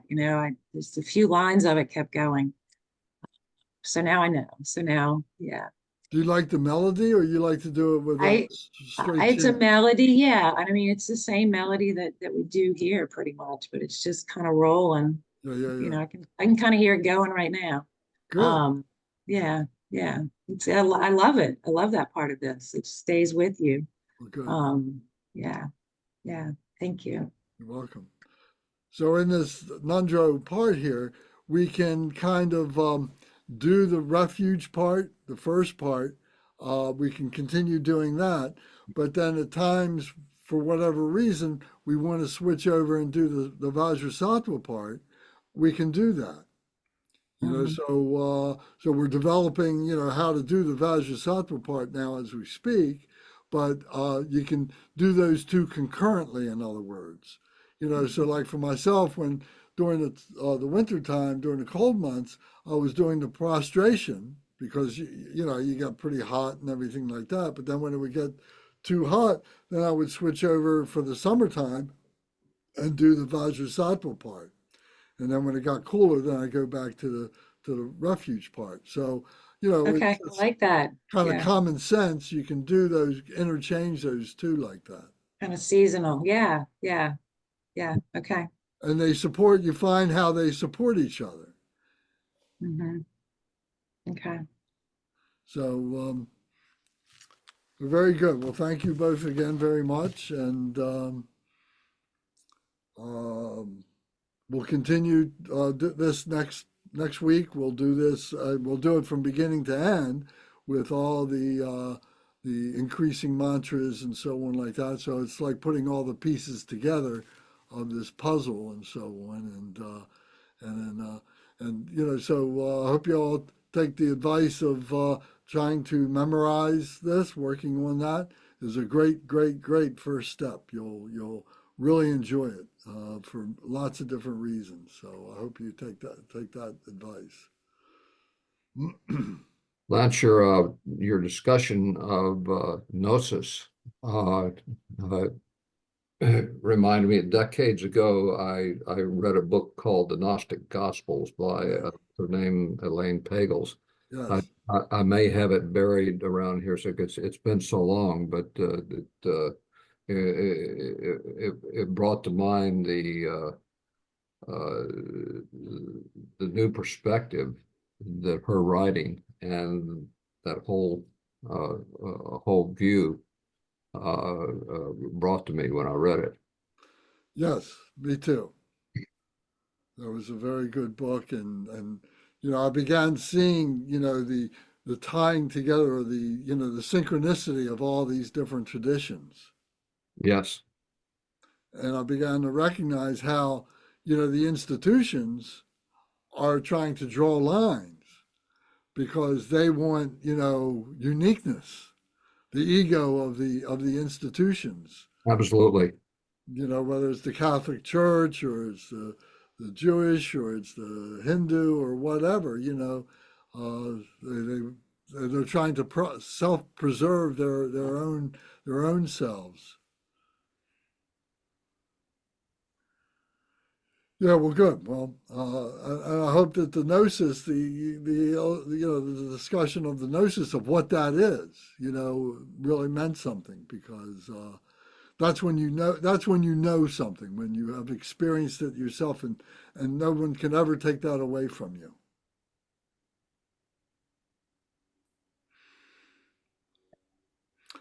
All right, well, very good. Well, then, unless somebody has another comment, we'll call it a day, and I'll look forward to seeing you all soon. Tomorrow, we'll continue with the sutras, and then next week, we'll resume with the Vajrasattva practice. Okay. Thank Thank you, you. Lance. All right. Bye. Have a good day. Thank you. You too.